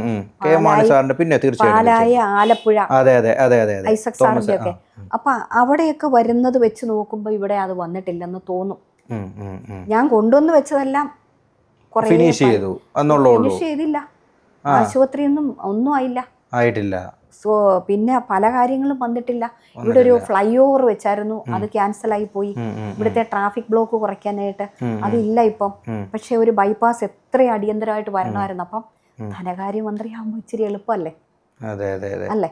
അതുപോലെ പിന്നെ രവിനഗറിലെ ഭൂമി കിട്ടാനായിട്ട് ഞാൻ ഒരുപാട് പരിശ്രമം കഴിഞ്ഞ കാലങ്ങളിൽ നടത്തിയതാണ്. അപ്പോൾ ഇവിടുത്തെ പല പദ്ധതികളും കഴിഞ്ഞ കാലത്ത് തന്നെ വന്നതൊന്നും യാഥാർത്ഥ്യമായി വരുന്നില്ല. തറക്കല്ലിട്ട് വയ്ക്കുന്നതേ ഉള്ളൂ. ഈ മുനിസിപ്പാലിറ്റി കോംപ്ലക്സിന് വേണ്ടി അന്ന് 5 കോടി അനുവദിച്ചു, ഇപ്പം അത് 15 കോടിയായെന്ന് പറയുന്നു. കാലം കഴിഞ്ഞു പോകുമ്പോൾ ഒരുപാടാവത്തില്ലേ? അതെന്തുകൊണ്ടാവുന്നില്ല? മുനിസിപ്പാലിറ്റിയും കൂടി ഇനിഷ്യേറ്റീവ് എടുക്കണമെങ്കിലും എല്ലാവരും ചെയ്യാമല്ലോ. പിന്നെ അതുപോലെ കോടതി സമുച്ചയത്തിന് ഒരു 3 കോടി 20 ലക്ഷം കൂടെ വെച്ചിട്ടായിരുന്നു ഞാൻ ഇറങ്ങിയത്. അത് ക്യാൻസലായെന്ന് തോന്നുന്നു. ഇപ്പം 5 കോടി വെച്ചെന്ന് പറഞ്ഞു. അതിന്റെ പണി തുടങ്ങണ്ടേ? പ്രാരംഭഘട്ടങ്ങൾ തുടങ്ങണ്ടേ? 5 വർഷമായിട്ട് ഒന്നും ചെയ്തിട്ടില്ല. മീൻപിടിപ്പാറ ടൂറിസം പദ്ധതി അന്ന് നമ്മൾ വെച്ച് അത്രയും വെച്ച് നിൽക്കുക. അത് തുടർന്ന് ഇങ്ങോട്ട് ഈ ടൗണിലേക്ക് വരാനുള്ള ലക്ഷ്യത്തിലായിരുന്നു അത് ചെയ്തത്. അത് ചെയ്യുമെന്നും പറഞ്ഞായിരുന്നു. പക്ഷെ അത് പണി തുടങ്ങിയില്ല. അങ്ങനെ വരുമ്പോൾ നമുക്കൊരു നിരാശ തോന്നത്തില്ലേ? തീർച്ചയായിട്ടും അല്ലേ? സമയം കളയാനില്ലല്ലോ നമുക്ക്. ഈ വിദ്യാഭ്യാസ സമുച്ചയം 5 വർഷമായി വന്നപ്പോഴേ തുടങ്ങിയിട്ട് അത് അങ്ങനെ സ്പീഡാവുന്നില്ല. കോടതി സമുച്ചയം നമ്മൾ ഒരു ടേണി പൂർത്തീകരിച്ച് ഉദ്ഘാടനം ചെയ്തായിരുന്നു. സിവിൽ സ്റ്റേഷൻ ഭയങ്കര പദ്ധതിയാണ്. അത് അത്ര വേഗം പറ്റില്ല. അവിടുത്തെ സകല ഓഫീസുകളും ഞാനൊക്കെ ആദ്യം ജയിച്ചപ്പം താലൂക്ക് ഓഫീസ് ഉൾപ്പെടെ, കോടതികൾ ഉൾപ്പെടെ, ട്രഷറി ഉൾപ്പെടെ മാറ്റി സ്ഥാപിച്ചിട്ടായിരുന്നു ആ സ്ഥലം ക്ലിയർ ചെയ്തത്. കോടതിക്ക് ബദൽ സംവിധാനം ഉണ്ടാക്കി, താലൂക്ക് ഓഫീസിന് ട്രഷറിക്കെല്ലാം വേറെ സംവിധാനം ഉണ്ടാക്കിയിട്ടാണ് ഈ വലിയ സിവിൽ സ്റ്റേഷൻ ഇവിടെ കൊണ്ടുവന്നത്. എത്ര മനോഹരമായിട്ട് എൻ്റെ ടേണിൽ തന്നെ ഞാൻ ഇറങ്ങുന്നതിന് മുമ്പ് തന്നെ അത് തീർന്നും. അത് കഴിഞ്ഞ തവണ മുഖ്യമന്ത്രി ഒന്ന് ഉദ്ഘാടനം ചെയ്തു. സ്കിൽ പാർക്ക് UDF സർക്കാരിൻ്റെ കാലത്ത് കേരളത്തിൽ 6 അനുവദിച്ചതിൽ ഒന്നാണത്. 13 കോടിയുടെ. ഞാൻ ഇറങ്ങുന്നതിന് മുമ്പ് അത് ഉദ്ഘാടനം ചെയ്ത് കുറേ ബാച്ചുകൾ പഠിച്ചിറങ്ങി ക്യാമ്പസ് സെലക്ഷൻ കിട്ടിപ്പോയല്ലോ. അത് ലക്ഷ്യമിട്ടത് പഠിക്കാൻ പറ്റാതെ നിന്നുപോയവർക്ക് സ്കിൽ ട്രെയിനിങ് കൊടുത്ത് അമേരിക്ക, ബ്രിട്ടൻ, ഏത് രാജ്യങ്ങളിൽ നിന്നായാലും, ഒരു ഇൻ്റർനാഷണൽ സ്ഥാപനമാണ്, രാജ്യങ്ങളിൽ നിന്നുള്ള ആയാലും ഏജൻസികൾക്ക് ഇവിടെ വന്ന് കുട്ടികൾക്ക് ട്രെയിനിങ് കൊടുത്ത് മിടുക്കരായവരെ പ്ലേസ് ചെയ്ത് കൊണ്ടുപോകാനുള്ള ആ ലക്ഷ്യമിട്ട് കൊണ്ടുവന്ന് ഞാനിരിക്കുമ്പോൾ തന്നെ ഒത്തിരി പേര് പഠിച്ചു പോയി. പിന്നെ അത് ഡെവലപ്പ് ചെയ്യാന്നുള്ളൊരു പുതിയ കാര്യമല്ല. അതവിടെ ചെന്നാൽ നിങ്ങൾക്ക് കാണാം. അപ്പോൾ ഇതെല്ലാം വളരെ ഫാസ്റ്റായിട്ട് ചെയ്തു തീർത്തു. കഴിഞ്ഞ തവണ തന്നെ അത് പൂർത്തീകരിച്ച് അതിൻ്റെ പ്രവർത്തനങ്ങളും ആരംഭിച്ചിരുന്നു. ആ സ്പീഡ് വരുന്നുണ്ടോ എന്ന് നിങ്ങളൊന്ന് പരിശോധിക്കുക. ആ പാലം തന്നെ എല്ലാം പണിഞ്ഞു തീർത്തിരുന്നു. അതിൻ്റെ അപ്രോച്ച് റോഡ് മാത്രമേ ഉള്ളായിരുന്നു. 5 വർഷം വേണ്ടല്ലോ അതിന് അപ്രോച്ച് റോഡ് ഇതുവരെ ചെയ്തിട്ടില്ല. ഇപ്പം തീർത്തു. റീസെൻ്റ്ലി തീർന്ന് 1 വർഷം ആവുന്നേ ഉള്ളൂ അത് തീർത്തിട്ട്. അതൊക്കെ പെട്ടെന്ന്, അതായത് ഒരു വെള്ളപ്പൊക്കമൊക്കെ വന്നപ്പോൾ കുറച്ചുകൂടെ നീളത്തിൽ ചെയ്യേണ്ടി വന്നു. പാലശാലം പൊക്കിയപ്പോൾ കോവിഡ് വന്ന് 1 വർഷത്തോളം കുറച്ച് നാൾ പണി നിർത്തി വെച്ചു. അതൊക്കെ ഏകദേശം പൂർത്തീകരിച്ചാണ്. ഇപ്പോൾ സ്വാഭാവികമായിട്ടുള്ള മറ്റൊരു സംശയം എന്ന് പറയുന്നത്, ഈ 42,000 വോട്ടായിരുന്നു ചേച്ചിയുടെ വലിയ ഭൂരിപക്ഷം 2016. ആ 2021 അത് 11,000 താഴ്ന്നു. 11,000 ഭൂരിപക്ഷത്തിലേക്ക് താഴ്ന്നു. എന്നാൽ 30,000 വോട്ടിൻ്റെ ഭൂരിപക്ഷത്തിൻ്റെ കുറവാണ് വന്നിരിക്കുന്നത്. അപ്പോൾ അത് എന്തുകൊണ്ടാണ് അങ്ങനെ ഒരു മാറ്റം? ബാലഗോപാൽ സഖാവിനോട് ഒരു എന്താ പറയുക, ഒരു സ്നേഹമില്ലായ്മ ഇവിടെ ഉണ്ടോ, ജനങ്ങളിൽ കാണുന്നുണ്ടോ? ഒരുപക്ഷെ ആദ്യം മത്സരിച്ചുകൊണ്ടാണോ അതോ പരിചയമില്ലാത്തതുകൊണ്ടാണോ? അദ്ദേഹം അല്ല, ജില്ലാ സെക്രട്ടറി അല്ലായിരുന്നു? ജില്ലാ സെക്രട്ടറി ആയിരുന്നു. പിന്നെ ഇലക്ഷൻ ചുമതലയായിട്ട് വരും. പക്ഷേ അദ്ദേഹം ആ സമയത്തല്ലാതെ പിന്നെ ഇങ്ങോട്ട് വരുന്നില്ലല്ലോ. പിന്നെ അങ്ങനെ എന്തെങ്കിലും പാർട്ടി ക്യാമ്പയിനിലല്ലേ വരുന്നത്. പിന്നെ MP ആയിട്ട് കുറേ നാളുണ്ടായിരുന്നപ്പോൾ ഹൈമാസ് ലൈറ്റ് തരുന്നു, അങ്ങനെ അവിടെ ഇവിടെയൊക്കെ കൊടുക്കുമ്പോൾ അങ്ങനെ. പിന്നെ അത് ജനങ്ങളാണ് എന്തുകൊണ്ടാണതെന്നുള്ളത് പരിശോധിക്കണം. അല്ല, നമ്മളെപ്പോഴും പറയും പ്രസ്ഥാനത്തിനാണ് വോട്ട് എന്ന് പറഞ്ഞാലും ഞാൻ വിശ്വസിക്കുന്നത് പ്രസ്ഥാനത്തിന് ഒരു കേഡർ സംവിധാനമുള്ള, ഇപ്പോൾ CPM എന്ന് പറഞ്ഞാൽ കേഡർ സംവിധാനമുള്ള പ്രസ്ഥാനത്തിന് ഒരു മണ്ഡലത്തിൽ 1.25 ലക്ഷം വോട്ടുണ്ടെങ്കിൽ CPM എന്ന് പറയുന്ന പ്രസ്ഥാനത്തിന് അവിടുത്തെ എന്താ പറയുക, പാർട്ടി അംഗങ്ങൾ എന്ന നിലയ്ക്ക് വോട്ട് എന്ന് പറയുന്നത് ഏകദേശം ഒരു 10,000 അല്ലെങ്കിൽ 15,000 പാർട്ടി മെമ്പർ ഉണ്ടെന്ന് കൂട്ടിക്കോ. അതുപോലെ തന്നെ കോൺഗ്രസിന് ഒരു 10,000 പാർട്ടി മെമ്പർ, BJPക്ക് ഒരു 5,000 പാർട്ടി മെമ്പർ എന്ന് കൂട്ടിക്കും. ബാക്കിയുള്ള പൊതുജനം എന്ന് പറയുന്ന, അല്ലെങ്കിൽ ഒരു രാഷ്ട്രീയവും വിശ്വസിക്കാതെ വ്യക്തികളെ ഇഷ്ടപ്പെട്ട് അല്ലെങ്കിൽ വ്യക്തികളുടെ പ്രവർത്തനത്തിന് വോട്ട് ചെയ്യുന്നവരാണ് ബഹുഭൂരിപക്ഷം പേരും. അതിൻ്റെ ഒരു ഡൗട്ടും ഇല്ല. അതാണ് അതിൻ്റെ യാഥാർത്ഥ്യമാണത്. അതാണ് അതിൻ്റെ യാഥാർത്ഥ്യം. അതുകൊണ്ടാണ് പറയുന്നത്, എത്ര സംഘടനാ സംവിധാനം ഇല്ലെങ്കിലും കോൺഗ്രസ് ഇപ്പോഴും അധികാരത്തിൽ വരുമെന്ന് വിശ്വസിക്കാൻ കാരണം, സംഘടനാ സംവിധാനത്തിൽ വളരെ പിന്നോട്ടാണ് കോൺഗ്രസ് എന്നുള്ളത് നമ്മൾ അംഗീകരിച്ചേ പറ്റുള്ളൂ. ചേച്ചി ഇപ്പോൾ നിൽക്കുന്നൊരു പ്രസ്ഥാനമാണ്, നമ്മളും ഇഷ്ടപ്പെടുന്ന ഒരു പ്രസ്ഥാനം തന്നെയാണ്. പക്ഷേ സംഘടനാ സംവിധാനത്തിൽ വളരെ പിന്നോട്ടാണ്. പക്ഷേ ആ സംഘടനാ സംവിധാനത്തെ മറികടന്നുകൊണ്ട് ഈ ലോക്സഭാ തിരഞ്ഞെടുപ്പിൽ 18-19 സീറ്റ് നേടുന്നതെന്ന് പറയുന്നത് ഒരു രാഷ്ട്രീയവും ഇല്ലാത്തവർ കോൺഗ്രസ് ജയിച്ചോട്ടെ എന്നോർത്ത് കുത്തി കൊടുക്കുന്നതുകൊണ്ടാണ്. അപ്പോൾ അതുമായിട്ട് ബന്ധപ്പെട്ടാണ് എൻ്റെ ചോദ്യം എടുത്തത്. അതായത് വ്യക്തി അധിഷ്ഠിതമായിട്ടാണ് ബഹുഭൂരിപക്ഷം പേരും വോട്ട് ചെയ്യുന്നത്. ഒരു മണ്ഡലത്തിലെ 60% ഞാൻ വിശ്വസിക്കുന്നു, പോട്ടെ 50% മുകളിലേക്ക് ഒരു രാഷ്ട്രീയവുമില്ലാതെ നിൽക്കുന്നവരുടെ വോട്ടുകളാണ്. അത്തരത്തിലുള്ള വോട്ടുകൾ കിട്ടുക എന്ന് പറയുന്നത് അത് ആ വ്യക്തിയുടെ പ്രഭാവം അല്ലെങ്കിൽ ആ വ്യക്തിയുടെ ഗുണം കൊണ്ട് കിട്ടുന്നതാണെന്നുള്ളതാണ് അതിൻ്റെ യാഥാർത്ഥ്യം. അങ്ങനെ നോക്കുമ്പോൾ ഒരു പരാജയമാണോ നമ്മുടെ ബാലഗോപാൽ സഖാവ്? ഞാൻ അതിന് ആ ക്വസ്റ്റിൻ്റെ ആൻസർ പറയാൻ ഇഷ്ടപ്പെടുന്നില്ല. പക്ഷെ ഞാൻ ഒരു കാര്യം പറയാം. ഏത് പ്രസ്ഥാനത്തിൽ ആര് നിന്നാലും ആ പ്രസ്ഥാനത്തിന് ഒരു അഡ്രസ്സ് കൊടുക്കാൻ ഒരു മുഖമായിരിക്കും ആ പാർട്ടി. ഇപ്പം ഞാൻ ഒരു പാർട്ടിയിൽ നിന്നാൽ എൻ്റെ പെരുമാറ്റം, എൻ്റെ സംസാരം, എൻ്റെ പ്രവർത്തനം തീർച്ചയായിട്ടും ആ പ്രസ്ഥാനത്തെ ബാധിക്കും. അതൊരു ഇമേജാണ്.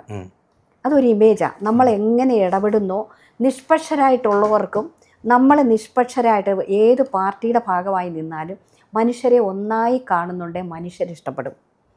അത് ഒരു വലിയ മാസാണ്. നേരത്തെ സൂചിപ്പിച്ച പോലെ ഒരു രാഷ്ട്രീയവും ഇല്ലാത്ത ഒരുപാട് പേരുണ്ട്. പ്രവർത്തനങ്ങൾ കണ്ടിട്ട് അവരോടൊരിഷ്ടം തോന്നുന്നത്. അപ്പോൾ അങ്ങനെ പ്രവർത്തിക്കുമ്പം ഏത് ജനപ്രതിനിധി, ഏത് പാർട്ടിയുടെ ജനപ്രതിനിധി ആയാലും, ജനപ്രതിനിധിയല്ല പാർട്ടി പ്രവർത്തകനായാലും പ്രവർത്തകയായാലും ആ ഒരു അപ്രോച്ചിൽ ജനങ്ങളോടൊപ്പം നിന്നാൽ ജനങ്ങൾ ഇഷ്ടപ്പെടും. ഓരോ വ്യക്തിയുടെയും പെരുമാറ്റത്തിനും പ്രവർത്തനത്തിനും നല്ലൊരു ഇമ്പാക്റ്റ് ഉണ്ടാക്കാൻ പറ്റും. അത് ജനപ്രതിനിധിയായി വരുമ്പോൾ അത് കൂടുതൽ ഇമ്പാക്റ്റ് ഉണ്ടാക്കാൻ പറ്റും. ഇപ്പോൾ ഒരു പാർട്ടിയിൽ, ഇപ്പം ഞാൻ തന്നെ, എന്നെ അത്ര ആരും അറിയില്ലായിരുന്നല്ലോ. പക്ഷേ ജില്ലാ പഞ്ചായത്തിലേക്ക് വന്നു പ്രവർത്തിച്ച് കാണിച്ചപ്പോൾ പിന്നെ ഈ വലിയ പ്രവർത്തനം ഇല്ലാതെ അങ്ങ് പോകാൻ പറ്റിയില്ലേ? അതുപോലെ ഓരോ തവണയും പറ്റിയില്ലേ? അപ്പം മനുഷ്യർക്ക് അറിയുന്ന തരത്തിൽ നമ്മൾ എല്ലായിടത്തും ഓടിയെത്തണം. അത് ഓരോരുത്തരുടെയും ചുമതലയാണ്. അത് ഏത് പാർട്ടി ആയാലും പൊതുപ്രവർത്തകരായാലും ചെയ്യേണ്ടതാണ്. അത് മനുഷ്യൻ്റെ മനസ്സിലേക്ക് എത്തും. അതായിരിക്കും ഇലക്ഷനിലും പ്രതിഫലിക്കുക. തീർച്ചയായിട്ടും നല്ല രീതിയിൽ അത് പ്രതിഫലിക്കും. അല്ലാതെ വേറെ കാര്യങ്ങൾ, നമ്മുടെ അപ്രോച്ച് ഒരു പ്രധാന ഘടകമാണ്. അത് ഇലക്ഷൻ വരുമ്പോൾ മാത്രം പോരാ മാറ്റം. എല്ലാ സമയത്തും മനുഷ്യരോട് ഒന്നുപോലെ ഇരിക്കണം. എല്ലാവരെയും ഒരേപോലെ കാണാൻ കഴിയണം. അർഹതയുള്ളതെല്ലാം ചെയ്തു കൊടുക്കാൻ പറ്റണം. നിഷ്പക്ഷമായിട്ട് ഇടപെടാൻ പഠിക്കണം. മനസ്സിലെ ആശയങ്ങൾ ഉണ്ടാകണം. ആ ആശയങ്ങൾ മനുഷ്യനെ കൺവിൻസ് ചെയ്ത് ചെയ്യിക്കാൻ പറ്റണം. അങ്ങനെയൊക്കെ ആകുമ്പോഴാണ് പാർട്ടിയും വളരും, ജനപ്രതിനിധിയായിട്ടും പോകും. അതുപോലെ തന്നെ ചേച്ചി, നമ്മുടെ ഈ കൊട്ടാരക്കര മണ്ഡലത്തിൻ്റെ ഒരു പ്രത്യേകത എന്ന് പറയുന്നത് ഹിന്ദു ഭൂരിപക്ഷ പ്രദേശമാണ്, ഹിന്ദു ഭൂരിപക്ഷ ഒരു മണ്ഡലമാണ്. ഇവിടെ BJP അവരുടെ വോട്ട് ബാങ്ക് വർദ്ധിപ്പിക്കുന്നതായിട്ട് കാണാൻ സാധിക്കുന്നുണ്ട്. 12,000, 20,000 20,000 ഇപ്പോൾ 27,000, ഏകദേശം 30,000 അടുത്ത് അവർക്ക് വോട്ട് ബാങ്ക് ഉണ്ട് എന്നാണ് വിശ്വസിക്കുന്നത്. ചേച്ചി എങ്ങനെയാണ് നോക്കി കാണുന്നത്? BJPക്ക് വളർച്ചയുണ്ടെന്നുള്ളൊരു യാഥാർത്ഥ്യം തന്നെയാണ്. പിന്നെ അത് എത്രമാത്രം എത്തി എന്നുള്ളത് ഇങ്ങനെ പരിശോധിച്ച് വരണം ഓരോ തവണയും. പണ്ട് ഞാൻ മത്സരിക്കുമ്പോൾ ഉണ്ടായിരുന്നതിനേക്കാൾ കൂടുതൽ BJP വോട്ടുകൾ ഇപ്പോൾ വന്നിട്ടുണ്ട്. ബാലഗോപാൽ സാവു മത്സരിക്കുമ്പോഴും കുറേ കൂടി വന്നിട്ടുണ്ട്. ഇനി ഓരോ തവണ വരുമ്പോഴും അതിൻ്റെ വ്യത്യാസങ്ങൾ വരും. അപ്പോഴും എന്താ ചെയ്യുക, ഓരോ പാർട്ടിയും വളരുന്നത് എങ്ങനെയാണ്? ഞാൻ അതാണ് ആദ്യമേ പറഞ്ഞത്. ആ പാർട്ടിയിൽ പ്രവർത്തിക്കുന്നവർ മനുഷ്യമുഖമുള്ളവരായിട്ട് മനുഷ്യരോടൊപ്പം ചേർന്ന് ഈ രാഷ്ട്രീയ ആശയങ്ങൾ ഉണ്ടാകാം, പക്ഷെ ജനങ്ങളോടൊക്കെ നല്ല കരുതൽ കൊടുക്കണം, അവർക്ക് വിശ്വാസം തോന്നണം, അവരോട് ഇടപെടണം, അവരെ ചേർത്ത് പിടിക്കണം, എല്ലാ വിഭാഗത്തെയും ചേർത്ത് പിടിച്ചു പോകണം. അപ്പോഴാണ് പാർട്ടി വളരുന്നത്. ആ പ്രവർത്തനങ്ങൾ എല്ലാ രാഷ്ട്രീയക്കാരും കൊണ്ടുപോയാൽ എല്ലാവരും ഇഷ്ടപ്പെടും. ഏറ്റക്കുറച്ചിൽ വരുമെന്നേ ഉള്ളൂ. അല്ല, ഞാൻ ചോദിക്കുന്നത് ഈ BJPയുടെ ഈ വർഗീയ രാഷ്ട്രീയം സത്യസന്ധമായിട്ട് പറയുകയാണെങ്കിൽ വിജയിച്ചുകൊണ്ടിരിക്കുകയാണോ ഇവിടെ കൊട്ടാരക്കരയിൽ? വർഗീയ രാഷ്ട്രീയം എന്ന് പറയുമ്പോൾ അതിൽ കുറേ വർഗീയതയുണ്ട്, പക്ഷെ അവർ കുറേശ്ശെ ചേഞ്ചാക്കി വരാനും ശ്രമിക്കുന്നുണ്ട്. പക്ഷേ ഇപ്പുറത്തും ഇടതുപക്ഷത്തിന് ഇപ്പോൾ ഒരുപാട് മതത്തെയും വർഗീയതയും ഒക്കെ പറഞ്ഞും അതൊക്കെ ഒരു രീതിയിലേക്ക് കൊണ്ടുവരുമ്പം മറ്റേടവും വളരും, ഇപ്പുറത്തും പറയുമ്പോൾ രണ്ടും ഒരേപോലെയാണല്ലോ എന്നൊരു ചിന്താഗതി, ഒരു നാണയത്തിന്റെ ഇരുവശങ്ങളാണല്ലോ ഈ എന്നുള്ള ചോദ്യം. പ്രീണന രാഷ്ട്രീയം വന്നു കഴിയുമ്പോൾ സ്വാഭാവികമായിട്ടും ഇതെല്ലാം വളർന്നു വരും. ഒരു ഭാഗത്തെ പ്രീണിപ്പിച്ചുകൊണ്ട് പോകുന്ന രീതി വന്നു. ഇത് ഞാൻ പറയല്ല, നിങ്ങൾക്കൊക്കെ റീഡ് ചെയ്തെടുക്കും. തീർച്ചയായിട്ടും അത് ചേച്ചി ഇപ്പോൾ സ്വാഭാവികമായിട്ട് അങ്ങനെ പറഞ്ഞതുകൊണ്ട് നമ്മൾ അതുമായിട്ട് ബന്ധപ്പെട്ടൊരു ചോദ്യം ചോദിക്കുന്നത്, നമ്മുടെ SNDP സംഘടനയുടെ തലവൻ വെള്ളാപ്പള്ളി നടേശനുമായിട്ട് ബന്ധപ്പെട്ട് അദ്ദേഹം ചില പരാമർശങ്ങൾ ഒരു കമ്മ്യൂണിറ്റിക്ക് മാത്രം എതിരായിട്ട്, അതിനെ മുസ്ലിം ലീഗിനെതിരായിട്ടാണെന്ന് വ്യാഖ്യാനിക്കുന്നുണ്ടെങ്കിൽ പോലും പരോക്ഷമായിട്ട് അദ്ദേഹം ആദ്യം ക്രിസ്ത്യൻ കമ്മ്യൂണിറ്റിക്കെതിരെ സംസാരിച്ചു, അതിനുശേഷം അത് വ്യതിചലിച്ച് മുസ്ലിം കമ്മ്യൂണിറ്റിക്കെതിരെയായി. അത്തരത്തിലൊരു രാഷ്ട്രീയ കളികൾ കളിക്കുന്ന, അല്ലെങ്കിൽ തൻ്റെ നിലനിൽപ്പിൻ്റെ രാഷ്ട്രീയം കളിക്കുന്ന ഒരു വ്യക്തിക്ക്, അല്ലെങ്കിൽ തൻ്റെ മകൻ്റെ നിലനിൽപ്പിൻ്റെ രാഷ്ട്രീയം, മകന് വേണ്ടി നിലനിൽപ്പിൻ്റെ രാഷ്ട്രീയം കളിക്കുന്ന ഒരു വ്യക്തിയുടെ ഓശാരം പാടുന്ന തരത്തിൽ നമ്മുടെ മുഖ്യമന്ത്രിയും CPM മാറുന്നത്, അതായത് മതേതരത്വത്തിന് ആണിയടിച്ചുകൊണ്ട് വർഗീയതയോട് സന്ധി ചെയ്യുന്ന രീതിയിലുള്ളൊരു പ്രവർത്തനം ചെയ്യുന്നത് CPMൻ്റെ തകർച്ചയ്ക്ക് കാരണമാകില്ലേ? മറ്റൊരു ബംഗാളായി കേരളം മാറാനുള്ള സാധ്യതയില്ലേ? അല്ല, ആ ചോദ്യത്തിന് ഒരു ഫ്ലാറ്റ് ഉത്തരം ഞാൻ പറയുന്നില്ല, അത് ജനങ്ങൾ വിലയിരുത്തട്ടെ. പക്ഷേ ഞാൻ ആദ്യവും പറഞ്ഞത് എല്ലാവരെയും ഒരേപോലെ, എല്ലാ മതസ്ഥരെയും ഒരുപോലെ കാണണം. അവരെല്ലാം മനുഷ്യരാണ്.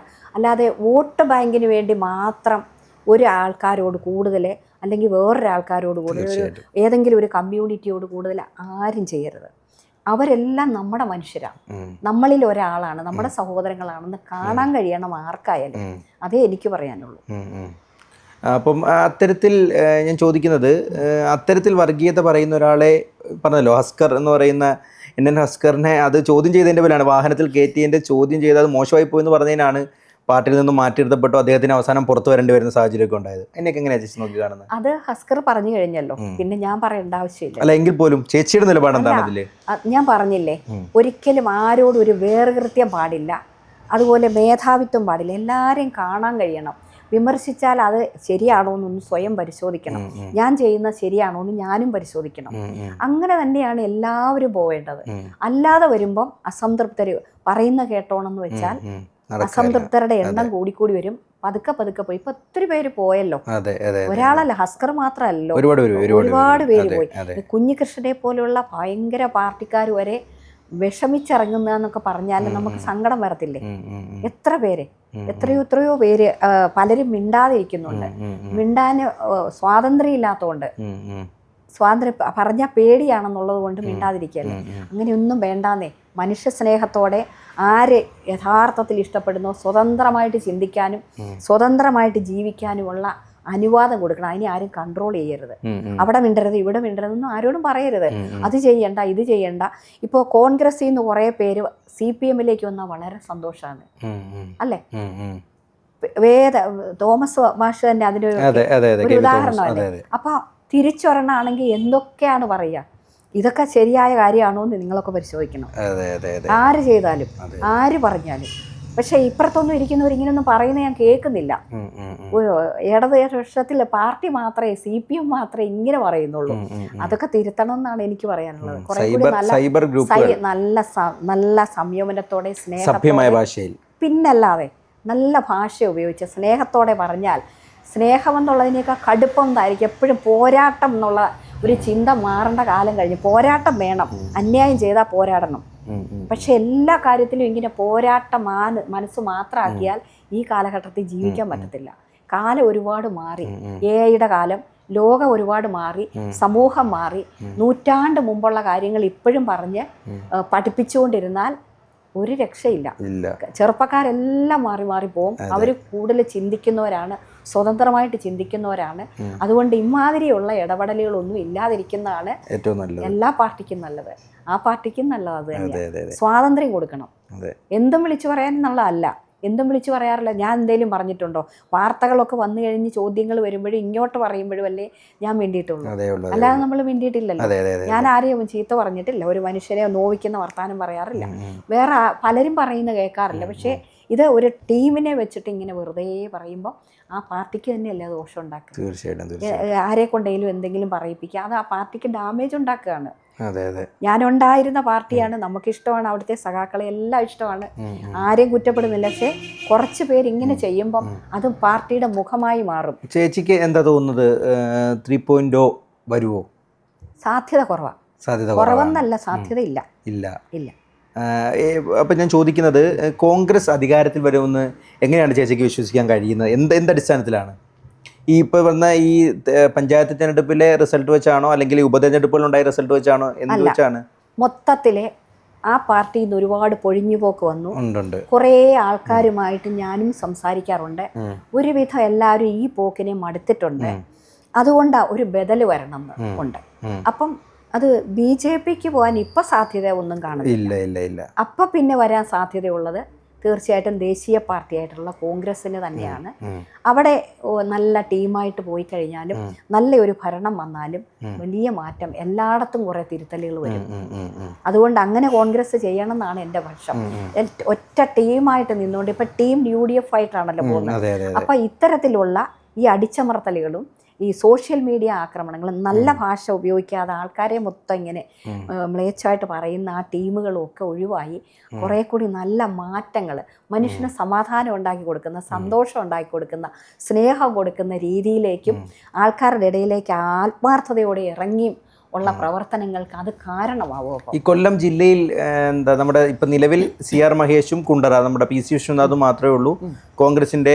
നമുക്ക് ഇനി ചിലപ്പോൾ നമുക്ക് ഐഷ ചേച്ചീനെ നമുക്ക് മിക്കവാറും കൊട്ടാരക്കരയുടെ MLA ആയിട്ട് കാണാൻ സാധിക്കും ഞാൻ കരുതുന്നു.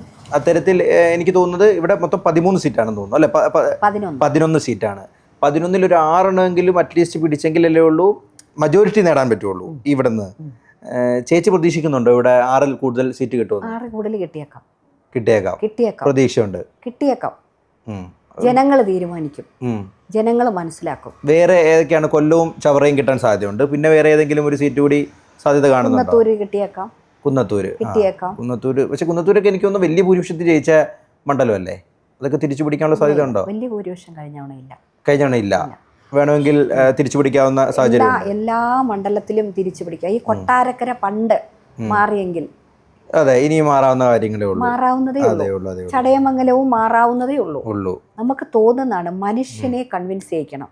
അതിനാണ് പൊളിറ്റിക്കൽ പാർട്ടിയുടെ നല്ല ഇടപെടൽ വേണ്ടത്. അതായത് പൊളിയാത്ത കോട്ടകൊത്തളങ്ങളില്ല, പൊളിയാത്ത കോട്ടകൊത്തളങ്ങൾ എവിടെയില്ല. അത് നമ്മൾ പണ്ട് കണ്ടില്ലേ, കുറ്റിപ്പുറത്ത് 2006 കണ്ടിട്ടില്ലേ? അതെ, അത്രയേ ഉള്ളൂ. അതൊക്കെ ജനമാണ് തീരുമാനം, ജനങ്ങളാണ് വലുത്. ജനങ്ങളുടെ മനസ്സിൽ തീരുമാനം ഉണ്ടാവും. അത് മനസ്സിലാക്കിക്കൊണ്ട് ജനങ്ങളോടൊപ്പം നിൽക്കണം. ലാസ്റ്റ് ടൈമിലല്ല, ഇറങ്ങാൻ പോകുമ്പോഴല്ല എല്ലാം മാരിക്കോരി ഇട്ട് കൊടുക്കണ്ടേ, എന്നും ഒരുപോലെ ഇരിക്കണം. അപ്പൊ മനുഷ്യന്റെ മനസ്സിൽ നിന്ന് മാറത്തില്ല. തീർച്ചയായിട്ടും. അല്ല, അതുപോലെ തന്നെ ബന്ധപ്പെട്ട് ചോദിക്കേണ്ട മറ്റൊരു കാര്യം, VS-നെയാണോ പിണറായിനെയാണോ കൂടുതൽ ഇഷ്ടം? ഞാൻ അങ്ങനെയൊന്നും പറയത്തില്ല. അല്ല, എങ്കിൽ പോലും ഞാൻ ചോദിക്കുന്നു, അല്ല എങ്കിൽ പോലും നമുക്ക് അറിയാനുള്ള ആഗ്രഹം കൊണ്ട് സ്വാഭാവികമായിട്ടും ചേച്ചി ആദ്യമായിട്ട് MLA ആകുന്ന സമയത്ത് മുഖ്യമന്ത്രി സഖാവ് VS അച്യുതാനന്ദനാണ് 2006. എന്താണ് അനുഭവം? ഓർത്തെടുക്കാൻ പറ്റുന്ന എന്തെങ്കിലും ഓർത്തെടുക്കാൻ പറ്റുന്ന ഒരു അനുഭവം, ഒരിക്കലും മറക്കാൻ കഴിയാത്ത എന്തെങ്കിലും അനുഭവം? എന്തെങ്കിലുമൊക്കെ ചെന്ന് വല്ല സ്ത്രീകളുടെ പ്രശ്നങ്ങളോ അല്ലെങ്കിൽ ഏതെങ്കിലും പദ്ധതിയായിട്ട് ചെന്നാൽ വലിയ വർത്തമാനമൊന്നുമില്ല, ഒരു ചെറിയ ചിരിയും ചിരിച്ചിട്ട് പറയും, ആ നമുക്ക് നോക്കാമെന്ന്. അതിനകത്തെല്ലാം ഉണ്ട്. അതിനകത്തെല്ലാം ഉണ്ട്. വലിയ വർത്താനമൊന്നുമില്ല, പക്ഷെ നല്ല ഒരു കരുതലുണ്ടായിരുന്നു. അത് സത്യമാണ്. അതല്ലാതെ എന്തെങ്കിലും മറ്റ് ഓർമ്മകൾ? ഇല്ല, പലപ്പോഴും വ്യക്തിപരമായിട്ടുള്ള അടുപ്പ് എത്രത്തോളം ഉണ്ടായിരുന്നു? സ്നേഹം ഉണ്ടായിരുന്നു. പിന്നെ ഞാനൊന്നും ഈ വലിയ നേതാക്കളുടെ അടുത്ത് ഒരുപാട് പോവാറില്ല, പക്ഷെ ചെന്നിട്ടുള്ളപ്പോഴൊന്നും നമുക്ക് വിഷമമൊന്നും ഉണ്ടായിട്ടില്ല. ഒരു വലിയ നേതാക്കളുടെ അടുത്ത് അങ്ങനെ ഒരുപാട് വരാറില്ല. ഞാൻ ഈ മന്ത്രിമാരോടും ഒക്കെ ചെന്ന് കണ്ട് അവിടെ ചെന്നാണ് എൻ്റെ ഈ പദ്ധതികൾ മുഴുവൻ നമ്മൾ ഹാർഡ് വർക്ക് ചെയ്തിട്ട്, അല്ലാതെ കൂടുതൽ ആരെയും കാണാനോ അല്ലെങ്കിൽ ഇപ്പോൾ പൊളിറ്റിക്കൽ സെക്രട്ടറിയൊക്കെ അങ്ങനെ ഇരിക്കത്തല്ലേ ഉള്ളൂ. അല്ലാതെ നമുക്ക് അവിടെ ചെന്ന് ഒരുപാട് കാണേണ്ട കാര്യമില്ല. അതാത് മന്ത്രിമാരുടെ ഓഫീസുമായിട്ട് ബന്ധപ്പെട്ട് ഉദ്യോഗസ്ഥരുമായിട്ട് ഇടപെടുമ്പോൾ നമുക്കെല്ലാം ചെയ്തു പോകാൻ പറ്റും. അതുപോലെ തന്നെ പിണറായി വിജയൻ സഖാവുമായിട്ടുള്ള ആത്മബന്ധം എത്രത്തോളം ഉണ്ടായിരുന്നു? പിണറായി സഖാവ് അധികം ആരോടും അടുക്കത്തില്ലല്ലോ. ഇല്ലല്ലോ. കുറച്ചൊരു സ്ട്രിക്റ്റ് ആണ് ആള്. എനിക്ക് അങ്ങനെയാണ് തോന്നിയിട്ടുള്ളത്. അല്ലാതെ വലിയൊരു സൗഹൃദം ആരോടും ഞാൻ കണ്ടിട്ടില്ല. ഇനി വീട്ടിലുള്ളവരോടൊക്കെ ഉണ്ടാവുമായിരിക്കും. എപ്പോഴും ഒരു എന്താ പറയാ, ഒരു ഗൗരവമുള്ള ആളാ. ഞാൻ ചിരിച്ചു വളരെ കുറച്ചേ കണ്ടിട്ടുള്ളൂ. ഓക്കെ. അതുപോലെ തന്നെ ഇപ്പം നമ്മുടെ നിലവിൽ നമുക്ക് ഏകദേശം ഒരു 2 ക്വസ്റ്റ്യനും കൂടി കൊണ്ട് അവസാനിപ്പിക്കാം. ഏകദേശം എനിക്ക് തോന്നുന്നു 1.25 മണിക്കൂറായി. 1 മണിക്കൂറാണ് നമ്മൾ പറഞ്ഞിരുന്നത്. അപ്പം ഇതുമായിട്ട് ബന്ധപ്പെട്ടതിനുള്ള മറ്റൊരു, ഇവരെ രണ്ടുപേരും ചോദിക്കുമ്പോൾ സ്വാഭാവികമായിട്ടും ചോദിക്കണം, VD. Satheesan or Ramesh Chennithala or K C. Venugopal എന്ന് ചോദിച്ചാൽ ആരെ പറയും ചേച്ചി? എനിക്കങ്ങനെ പറയാൻ പറ്റില്ല. എല്ലാവരും എടുക്കരാ ആണ്. ആര് മുഖ്യമന്ത്രിയായിട്ട് വരണമെന്നാണ് ആഗ്രഹിക്കുന്നത്? ഞാൻ അങ്ങനെ ഇപ്പൊ ചിന്തിച്ചിട്ടേ ഇല്ല. എങ്കിൽ പോലും അത് ആര് വന്നോട്ടെ, ആര് വന്നാലും സന്തോഷം. എന്തായാലും കോൺഗ്രസിൽ നിന്നായിരിക്കും അടുത്ത് മുഖ്യമന്ത്രി ചേച്ചി ഉറപ്പിച്ച് വിശ്വസിക്കുന്നു? എനിക്ക് തോന്നുന്നു അത് തന്നെ ആയിരിക്കും. സാധ്യതയുണ്ട്. ജനങ്ങൾ അങ്ങനെ തീരുമാനിക്കാനാണ് സാധ്യത. കാരണം അത്രത്തോളം ഭരണവിരുദ്ധ വികാരം ഉണ്ടെന്ന് ചേച്ചിക്ക് ഉറപ്പിച്ച് വിശ്വസിക്കാൻ ഭരണവിരുദ്ധ വികാരവും കാണാൻ പറ്റുന്നുണ്ടല്ലേ? നമുക്ക് പലയിടത്തും ഉള്ള ജനങ്ങളുടെ പ്രതികരണങ്ങളിൽ നിന്ന് അങ്ങനെ മനസ്സിലാവുന്നുണ്ട്. വരണം, അങ്ങനെ ഒരു ചേഞ്ച് വരണം തീർച്ചയായിട്ടും. കാരണം ഇങ്ങനെ ആയപ്പോഴേ, ഇപ്പൊ തുടർഭരണം കൂടെ വന്നപ്പോഴാണല്ലോ ഒരുപാട് ബുദ്ധിമുട്ടുകൾ വന്നിട്ടുള്ളത്. നല്ല എഫിഷ്യൻ്റ് ആയിട്ടുള്ളവർ ഓരോരുത്തർക്കും വരണം, ഭരണപരമായിട്ട് ചെയ്യാനും എപ്പോഴും ശ്രദ്ധിക്കാനും ഒരു ഫോളോ അപ്പ് നടത്താനും.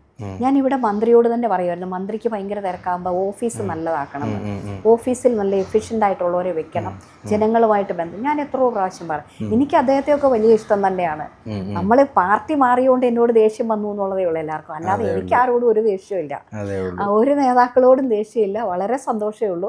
അവർക്ക് ഒരാൾ വിട്ടുപോയതിൻ്റെ ഒരു ദേഷ്യം പെട്ടെന്ന് പ്രകടിപ്പിക്കുന്നു എന്നല്ല. എനിക്ക് ഒരിക്കലും അവരോടൊന്നും ഒരു ദേഷ്യമില്ല. ബാലഗോപാൽ ഒരു ദേഷ്യമില്ല. ആൾക്കാരോടും നേതാക്കളോടും ഒന്നുമില്ല. ഞാൻ പറയാനുള്ളത് ഞാൻ പറഞ്ഞു എന്നുള്ളതേ ഉള്ളൂ. എനിക്ക് പറ്റുന്നില്ല, അതുകൊണ്ട് എന്നെ ഒഴിവാക്കിക്കോളുക, വേറെ ആരെയാന്ന് വെച്ചാൽ എടുത്തോളുക. ഇവരോടെല്ലാം ആ സ്നേഹമേ ഉള്ളൂ. നമ്മുടെ പ്രവർത്തകരോടും പഴയ പ്രവർത്തകരോടും സ്നേഹമുള്ളൂ എപ്പോഴും. ഇത് വെറുതെ വാക്ക് പറയുകയല്ല, അവർക്കറിയാതെ. അതുപോലെ നമുക്ക് അവസാനമായിട്ടൊരു ക്വസ്റ്റ്യൻ എന്ന് പറയുന്നത്, ഇപ്പോഴത്തെ പ്രധാനപ്പെട്ട വിഷയം ചേച്ചി സോഷ്യൽ മീഡിയ അത്യാവശ്യം അല്ലെങ്കിൽ ചാനലുകളിലൂടെ കണ്ടു കാണും, ഈ കേരള സ്റ്റോറി ആയി ബന്ധപ്പെട്ടുള്ള ഒരു വിവാദമായിട്ടുള്ള ഒരു രംഗവും അതുമായിട്ട് ബന്ധപ്പെട്ടുള്ള വിവാദമായിട്ടുള്ള ഒരുപാട് പരാമർശങ്ങളൊക്കെ ചേച്ചിയിൽ എന്താണ്? ചേച്ചിക്ക് എന്താണ്? ഒരുപാട് നോക്കിയില്ല. ഇല്ല, ബീഫ് കഴിക്കുന്നതുമായിട്ട് ബന്ധപ്പെട്ടുള്ള വീഡിയോ കണ്ടില്ല. ഞാൻ നോക്കിയില്ല. ഞാൻ സോഷ്യൽ മീഡിയ തൽക്കാലം താത്തു വെച്ചു. എന്താണെന്നറിയോ, കമന്റ് ഒന്നും കാണാൻ പറ്റില്ല. ആവശ്യമില്ലാത്ത കമന്റ് കാണേണ്ട ആവശ്യമില്ല. നല്ലതുപോലും കാണാൻ പറ്റണ്ടെന്ന് ഉള്ളൊരു സ്ഥിതിയായി ഇപ്പം. കാരണം അങ്ങനെ ചെയ്യരുതെന്നാണ് എനിക്ക് ആ ചെയ്യുന്നവരോട് പറയാനുള്ളത്. ആരെയും നോവിക്കണ്ട, വെറുതെ നോവിക്കണം. നമ്മളത് മൈൻഡ് ചെയ്യാതെ അങ്ങ് വിടും. അതേ ഉള്ളൂ. അല്ലാതെ കുറെ ആവുമ്പോൾ ആരും ഇത് ശ്രദ്ധിക്കാതെയാവും, അത്രയേ ഉള്ളൂ. ഒത്തിരി അതുമായിട്ട് ബന്ധപ്പെട്ട് നമ്മൾ ഒരുപാട് ബോധർ ചെയ്യേണ്ട അത്രയേ ഉള്ളൂ. ബോധർ ചെയ്യേണ്ട, ഇതിനെയൊക്കെ അങ്ങ് വിട്ട് കളയാന്നുള്ളതേ ഉള്ളൂ. ഇവനൊന്നും എനിക്കൊരു പ്രശ്നമല്ല ഇപ്പം. അതുകൊണ്ട് ഞാൻ സോഷ്യൽ മീഡിയ നോക്കാലോ തീരെ കുറച്ചു, ഒട്ടും തന്നെ ഇല്ല. അപ്പോൾ ചേച്ചി, അതുപോലെ ഇത് ബന്ധപ്പെട്ട് നമ്മുടെ ഒരു പ്രധാനപ്പെട്ട ഒരു ഈ അടുത്ത് വന്ന പരാമർശം, ആരാ പറഞ്ഞതെന്ന് ഞാൻ പറയുന്നില്ല, ഈ പോറ്റി എന്ന് പറയുന്ന വാക്ക് ഇപ്പോൾ വലിയൊരു പ്രശസ്തമായ വാക്കായി. ഉണ്ണികൃഷ്ണൻ പോറ്റി എന്ന് പറയുന്ന നമ്മുടെ ആ വ്യക്തിയുമായിട്ട് ബന്ധപ്പെട്ട് വലിയ രീതിയിൽ ചർച്ചാ വിഷയമായി. സ്വർണ്ണക്കൊള്ളയൊക്കെ ചേച്ചി കണ്ടു കാണും. നമ്മളത് പിന്നെ നമ്മൾ ഒരുപാട് ഞാൻ ചർച്ച ചെയ്ത് പോയതുകൊണ്ടാണ് അത് ഞാൻ പിന്നെ ചർച്ച ചെയ്യാതിരുന്നത്. അതുമായിട്ട് ബന്ധപ്പെട്ട് ചേച്ചിയുടെ പേരുമായിട്ട് കൂട്ടിക്കലർത്തിയൊരു സംസാരം വന്നു. അതിനെങ്ങനെയാണ് ചേച്ചി നോക്കിക്കാണുന്നത്? അങ്ങനെ സംസാരിക്കേണ്ട ആവശ്യം എന്താ? ഒരു ഉണ്ണികൃഷ്ണൻ പോറ്റി ശബരിമലയിലൊരു വിഷയം നടത്തിയതുമായിട്ട് റിലേറ്റഡ് ആയിട്ട് അതുകൊണ്ട് ഐഷ പോറ്റി വേണ്ട എന്ന് പറഞ്ഞ് അങ്ങനെ ഒരു കണക്ഷൻ പറയുന്നത് ശരിയല്ലല്ലോ. അതുകൊണ്ടാണ് പോറ്റി എന്ന് വിളിച്ച് ഒരു പോറ്റി ആയെന്ന് വിചാരിച്ച്, അല്ലെങ്കിൽ ഒരു ഐഷ പോറ്റി ആയെന്ന് വെച്ച് ആ ഉണ്ണികൃഷ്ണൻ പോറ്റി നടത്തിയെന്ന് പറയുന്ന ആ കൊള്ളയായിട്ട് റിലേറ്റഡ് ആയിട്ട് പറയുമ്പോഴാണ് അങ്ങനെ പറഞ്ഞു പോറ്റി എന്ന് ജാതീയത പറഞ്ഞാൽ അല്ലേ? ജാതീയതയാണ്. ഒരു ജാതി പോറ്റിയാണല്ലോ ആ മോഷണം നടത്തിയത് എന്ന് കണക്ട് ചെയ്തിട്ട് എൻ്റെ പേര് പറഞ്ഞുകൊണ്ടാണ് ഞാൻ പറഞ്ഞത് പോറ്റി പോറ്റി എന്ന് പറഞ്ഞ് ജാതി പറഞ്ഞ് ആക്ഷേപിക്കണ്ടെന്ന് പറഞ്ഞു. അല്ലാതെ വേറൊന്നുമല്ല. അങ്ങനെ ഒരു പോറ്റി അങ്ങനെ എന്തിലോ ചെന്ന് പെട്ടെന്ന് വിചാരിച്ച് പെട്ടോ ചെയ്തോന്ന് എനിക്കറിയില്ല എന്ന് വിചാരിച്ചിട്ട് അതും കൂടെ ചേർത്ത അതുകൊണ്ട് ഐഷ പോറ്റി എന്ന് പറയേണ്ട ആവശ്യമില്ലല്ലോ, അതുകൊണ്ട് മാത്രം പറഞ്ഞത്, അല്ലാതെ വേറൊന്നുമല്ല. ജാതി അങ്ങനെ പോറ്റി പറഞ്ഞ് ആക്ഷേപിക്കണ്ടല്ലോ. അതുപോലെ തന്നെ ഒരു 2 ക്വസ്റ്റ്യനും കൂടി കൊണ്ട് ചേച്ചി അവസാനിപ്പിക്കാം. അതായത് ഈ നമ്മുടെ യുവ നേതാക്കളിൽ ഏറ്റവും കൂടുതൽ ഇഷ്ടമുള്ള ഏത് നേതാവിനെയാണ്? CPM ആയിക്കോട്ടെ, BJP ആയിക്കോട്ടെ, കോൺഗ്രസ് ആയിക്കോട്ടെ, ഉള്ളതിൽ കൊള്ളാം, ഒരു ഭാവി ഉണ്ട്, അല്ലെങ്കിൽ ഒരു ഭാവിയിൽ ഒരു നല്ലൊരു നേതാവായിട്ട്, ഒരു പ്രൗഢിയുള്ളൊരു നേതാവായിട്ട് കടന്നു വരാൻ സാധ്യതയുണ്ടെന്ന് ചേച്ചി, കാരണം ഇത്രത്തോളം അനുഭവ പാരമ്പര്യമുള്ള ഒരു വ്യക്തി എന്ന രീതിയിൽ ചേച്ചി പറയാൻ പറ്റത്തില്ല. അല്ല എങ്കിൽ പോലും ഇപ്പം നിലവിലത്തെ സാഹചര്യത്തിൽ യുവ നേതാക്കളിൽ ബെസ്റ്റ് എന്ന് തോന്നാരാ? അല്ല, അങ്ങനെ ബെസ്റ്റ് എന്ന് ഒരാളല്ല, ഒരുപാട് പേരുണ്ടെങ്കിൽ ആരെയൊക്കെ പറയാൻ പറ്റും? പെട്ടെന്ന് പറയാൻ പറ്റുന്നില്ല. ഏറ്റവും ഇഷ്ടപ്പെട്ട മുഖ്യമന്ത്രി ആരാണ്? നല്ല ഇഷ്ടം നായനാർ എന്റെ അച്ഛൻ പറയും. ഉമ്മൻചാണ്ടി അദ്ദേഹത്തിനെ എനിക്ക് ഭയങ്കര ഇഷ്ടമായിരുന്നു. കരുണാകരൻ അദ്ദേഹത്തെ ഇഷ്ടമായിരുന്നു. AK ആന്റണി അദ്ദേഹത്തെ ഇഷ്ടമായിരുന്നു. ഉമ്മൻചാണ്ടി അദ്ദേഹം എന്ന് പറഞ്ഞാൽ അതൊരു വേറിട്ട രീതിയായിരുന്നു. അദ്ദേഹം പോലെ ജീവിതം ഇല്ലാതെ മനുഷ്യന് വേണ്ടിയിരുന്ന ഒരാളാണ്. പക്ഷെ എല്ലാവരും നല്ല നല്ല മുഖ്യമന്ത്രിമാരാണ്. ഇപ്പോഴത്തെ മുഖ്യമന്ത്രി കടുപ്പമാണെങ്കിലും പ്രയാസങ്ങൾ വരുമ്പോൾ നല്ല അതങ്ങ് അതിജീവിക്കണം എന്ന് പറയുന്ന ആൾ തന്നെ. അതുകൊണ്ട് എല്ലാ മുഖ്യമന്ത്രിമാരെയും എനിക്കിഷ്ടമാണ്. ഓരോ രീതിയിലാണെന്നുള്ളത്. ചേച്ചി ഡിപ്ലോമാറ്റിക് ആയിട്ട് മാത്രമേ ഉത്തരം പറയുന്നുള്ളൂ എന്ന് എനിക്ക് തോന്നുന്നുണ്ട്. നമ്മൾ ആരെയും വെറുപ്പിക്കേണ്ട ആവശ്യമില്ലല്ലോ. എനിക്ക് വെറുപ്പ് ഇഷ്ടമല്ല. ഞാൻ എല്ലാവരോടും സ്നേഹത്തോടെ ഇരിക്കത്തുള്ളൂ. വെറുപ്പിന്റെ രാഷ്ട്രീയത്തെ നമ്മൾ എതിർക്കുന്നു. ഉറപ്പായിട്ട് സ്നേഹത്തിന്റെ കട തുടങ്ങുന്ന രാഹുൽ ഗാന്ധിയോടൊപ്പം എപ്പോഴും അല്ലെ, എപ്പോഴും ആത്മവിശ്വാസമാണ് എപ്പോഴും നല്ലത്. എന്തിനാണ് വെറുപ്പ്? അതുകൊണ്ട് നമ്മൾ ഒന്നും സാധിക്കാൻ പോകുന്നില്ല, ഒന്നും നേടാനില്ല. മനുഷ്യരോട് നന്നായിട്ട് ഇടപെടുക, സ്നേഹം കൊടുക്കുക, തിരിച്ചവര് തരും. തീർച്ചയായിട്ടും. അതുകൊണ്ട് വെറുപ്പ് വേണ്ട, ശത്രുത വേണ്ട ആരോടും.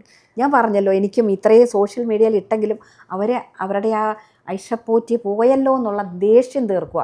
കുറെ കഴിയുമ്പോൾ അവർ റിപ്പൻഡ് ചെയ്യും. ഉറപ്പാണ്. നഷ്ടപ്പെട്ടല്ലോ എന്ന് തോന്നുന്നു. പോയല്ലോ എന്ന് പറഞ്ഞവർ നഷ്ടപ്പെട്ടല്ലോ എന്ന് ചിന്തിക്കുന്ന കാലഘട്ടം ഉറപ്പായിട്ടും. അത്രേ ഉള്ളൂ. അത് തന്നെയാണ് നമ്മളും എന്താ പറയുക, അവസാനിപ്പിക്കുമ്പോൾ നമുക്കും പറയാനുള്ളത് തന്നെയാണ്. വെറുപ്പ് എന്ന് പറയുന്ന ആ ഒരു ചിന്താഗതി നമ്മുടെ മൈൻഡിൽ നിന്നും എടുത്ത് മാറ്റിക്കളയുക. വെറുപ്പിനെയൊക്കെ മാറ്റി വെച്ചിട്ട് സ്നേഹിക്കുക. എല്ലാവരും പരസ്പരം അങ്ങോട്ടും ഇങ്ങോട്ടും സ്നേഹിക്കുക. വളരെ സാഹോദര്യത്തോടും എന്നും എക്കാലവും നിലനിൽക്കുന്ന നമ്മുടെ ഈ മതേതരത്വ അല്ലെങ്കിൽ നാനാത്വത്തിലെ ഏകത്വം എന്ന് പറയുന്ന നമ്മുടെ ഈ സിദ്ധാന്തം, അല്ലെങ്കിൽ നമ്മുടെ ചിന്താഗതി, നമ്മുടെ ഇന്ത്യയുടെ ആ ഒരു മൂല്യം, ഇന്ത്യയുടെ എന്ന് പറയുന്നത് പ്രത്യേകിച്ച് നമ്മൾ പറയുന്നു കേരളത്തിൻ്റെ ആ മൂല്യം ഉയർത്തിപ്പിടിച്ചുകൊണ്ട് തന്നെ ഈ രാജ്യം മുന്നോട്ട് പോകട്ടെ, കേരളം മുന്നോട്ട് പോകട്ടെ. അതോടൊപ്പം ഞങ്ങൾ ആത്മാർത്ഥമായിട്ട് ആഗ്രഹിക്കുന്നു നമുക്ക് കൊട്ടാരക്കരയിൽ നിന്നും ഐഷ ചേച്ചി ഒരു MLA ആയും ആദ്യമായി ഒരു മന്ത്രിയായി, മന്ത്രി കസേരയിൽ ഇരിക്കുന്ന ഒരു വനിതാ മന്ത്രിയായും കാണാൻ സാധിക്കട്ടെ എന്ന് ആത്മാർത്ഥമായിട്ട് ആശംസിച്ചുകൊണ്ട് അവസാനിപ്പിക്കുന്നു. Thank you.